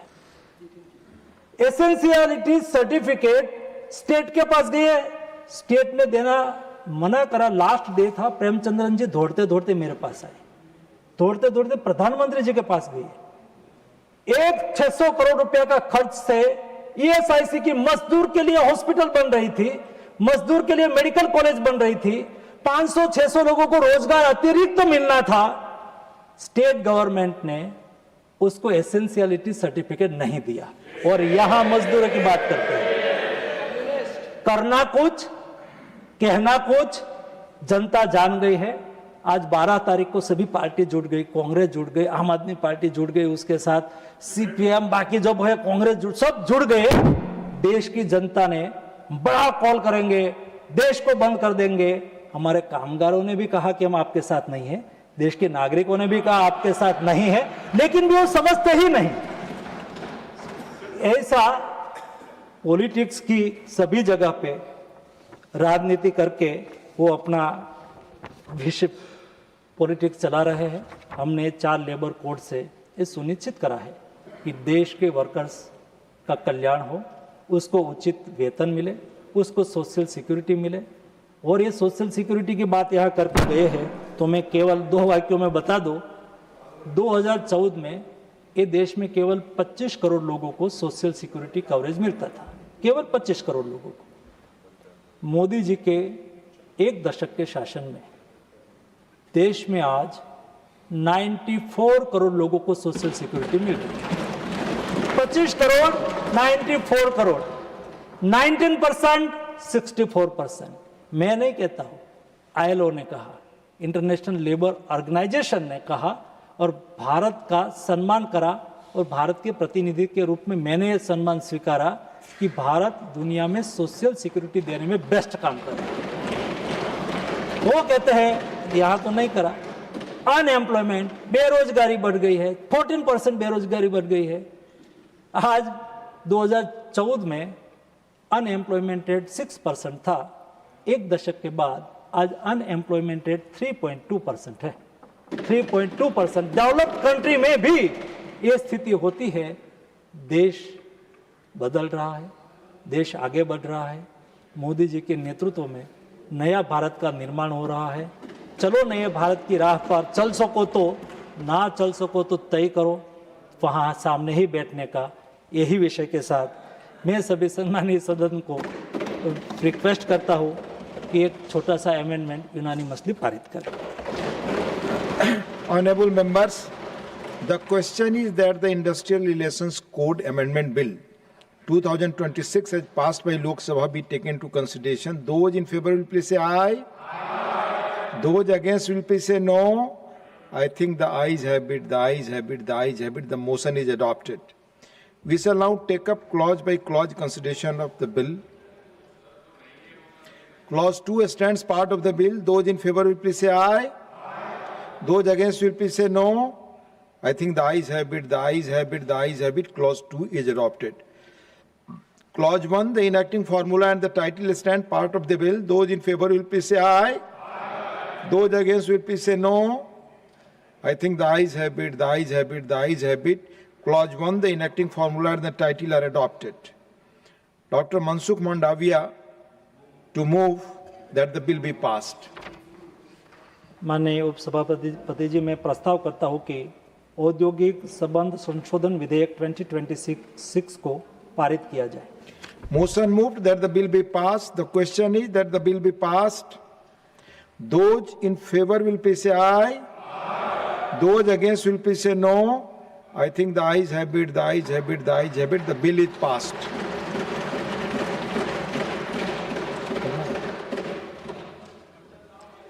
Special mentions, Shriman Ghulam Ali.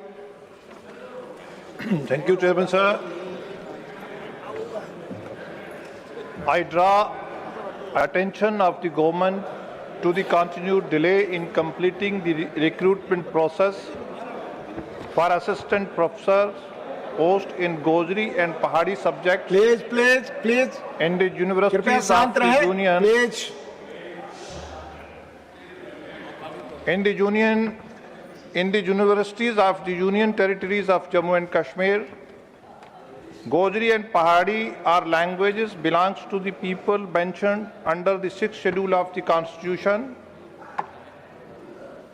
Sir, and their promotion and academic development are constitutional obligations. Neglecting recruitment in these subjects weakens academic standards and marginalizes large linguistic communities. These teaching posts have been notified along with other subjects number of times since 2013. While the recruitment process for other subjects has been completed, interviews for Gojri and Pahadi alone have not been held. This has adversely affected students, research scholars, and qualified candidates associated with these subjects. It must also be acknowledged that speakers of Gojri and Pahadi have made significant sacrifices in the fight against militancy and have consistently contributed to national security, peace, and stability in the region. Ignoring their languages in academic institutions sends a discouraging message to communities that have stood firmly with the nation. I therefore urge the government to ensure that pending interviews are conducted at the earliest, so that justice is done and both Gojri and Pahadi language get their due. Shukriya. Thank you. Sri Rangaura Narjari. Thank you, sir, for giving me the opportunity. So my subject is demand to construct flyover at the railway crossing at Odalguri, Tongla, and Goresar town in Bodoland Territorial Region, Assam. So the Bodoland Territorial Region was created through the signing of MU agreement between FSU All Bodo Students Union and other associate organizations like NDB and UBPO in 2020. One of the objectives of the accord was to ensure accelerated development of tribal areas. The commitment for construction of flyover at Odalguri and Tongla in Odalguri district and Goresar in Tamilpur district at a railway crossing falling in the BTR region was laid in the clause number 10.1 of the BTR Accord 2020. Odalguri is a district headquarters bifurcated by the railway tracks into two parts. Students, business, community, and publics are to cross railway gate, losing their real-time movement for their business. The construction of flyover at the railway crossing is necessary for seamless movement of the public, students, and business community for their daily business, avoiding probable incidents. So the Tongla and the Goresar town railway gates cause lots of trouble to commuters, which lead to traffic jam, affecting seamless movement. Sometimes students are to miss out exam time due to unable to cross the railway gate in time.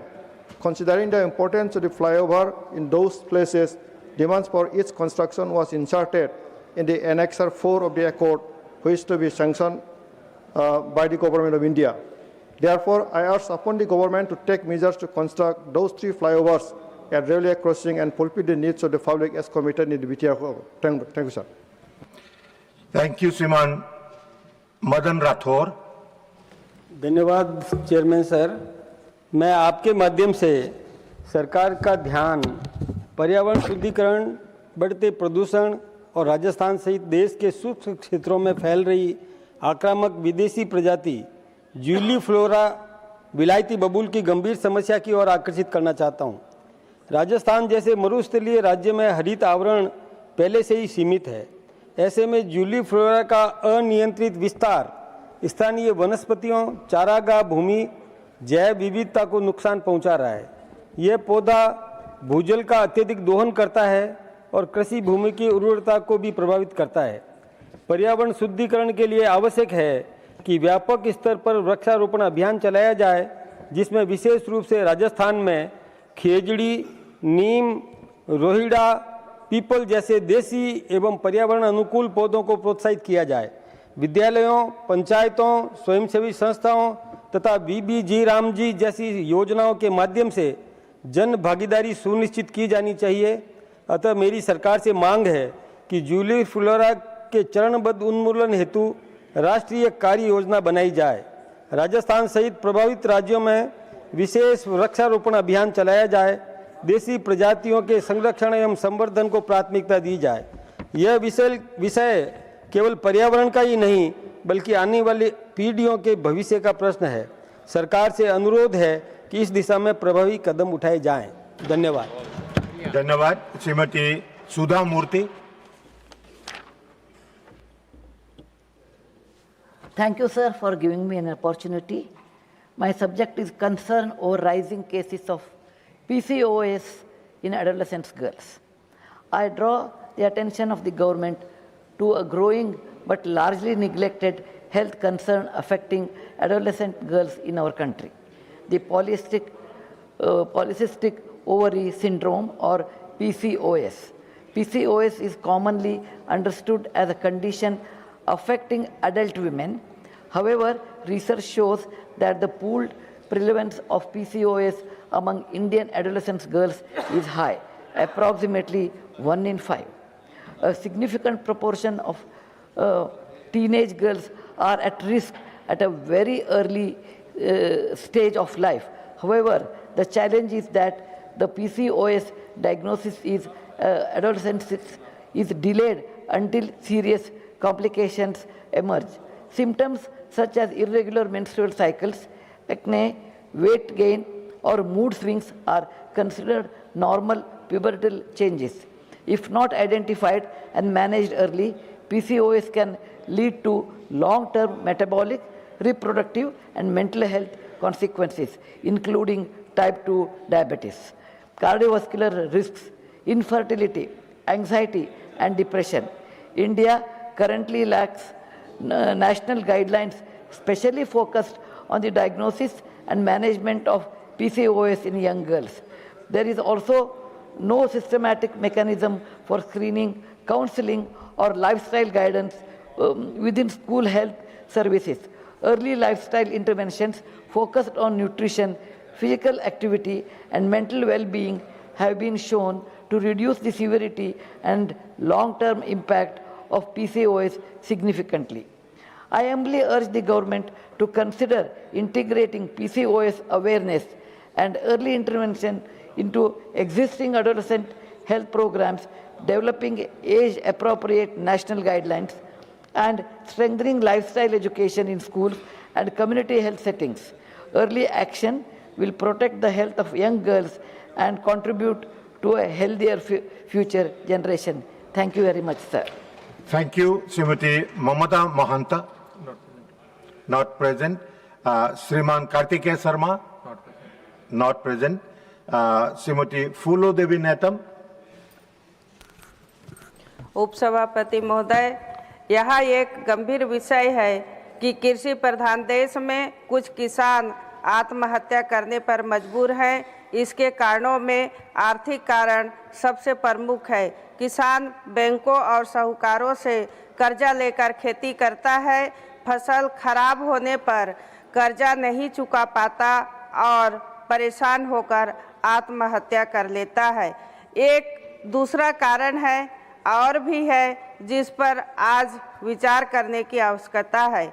किसान जब अपनी उपज बेचने जाता है तो कई दिनों तक उसे टोकन नहीं मिलता और जब सरकार खरीदी बंद कर देती है तो उसे कम दाम पर बाजार में अपनी उपज को बेचना पड़ता है। ऐसी स्थिति में भी किसान कर्ज में डूब जाता है।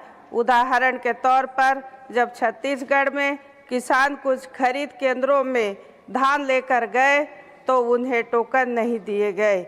इस अव्यवस्था के कारण छत्तीसगढ़ के महासमुंद, कोरबा, मोहला मानपुर और जांजगीर चांपा में कई किसानों ने आत्महत्या कर ली। अतः सरकार से मेरा निवेदन है कि अंतिम किसान तक टोकन का वितरण और उनकी उपज की खरीदी को सुनिश्चित किया जाए। टोकन नहीं मिलने और खरीदी नहीं होने के कारण आत्महत्या करने वाले छत्तीसगढ़ के किसानों का पूरा कर्जा माफ किया जाए और पीड़ित परिवार को मुआवजा दिया जाए। धन्यवाद। धन्यवाद। संत बलवीर सिंह। ਧੰਨਵਾਦ ਉਪ ਚੇਅਰਮੈਨ। ਸਭ ਸਾਥੀਆਂ ਨੂੰ ਪਿਆਰ ਭਰੀ ਸਤਿ ਸ੍ਰੀ ਅਕਾਲ। ਸਾਡਾ ਵਿਸ਼ਾ ਹੈ ਪੰਜਾਬ ਵਿੱਚ ਕੈਂਸਰ ਤੋਂ ਪੀੜਤ ਹੋ ਰਹੀਆਂ ਔਰਤਾਂ ਦੇ ਮਾਮਲਿਆਂ ਵਿੱਚ ਚਿੰਤਾਜਨਕ ਵਾਧਾ। ਚੇਅਰਮੈਨ ਸਾਹਿਬ, ਅਸੀਂ ਆਪਣੇ ਸੰਬੋਧਨ ਰਾਹੀਂ ਦੱਸਣਾ ਚਾਹੁੰਦੇ ਹਾਂ ਕਿ ਪੰਜਾਬ ਵਿੱਚ ਕੈਂਸਰ ਤੋਂ ਪੀੜਤ ਔਰਤਾਂ ਦੇ ਮਾਮਲੇ ਤੇਜ਼ੀ ਨਾਲ ਵਧ ਰਹੇ ਹਨ, ਜੋ ਚਿੰਤਾਜਨਕ ਸਥਿਤੀ ਦਰਸਾਉਂਦੇ ਹੈ।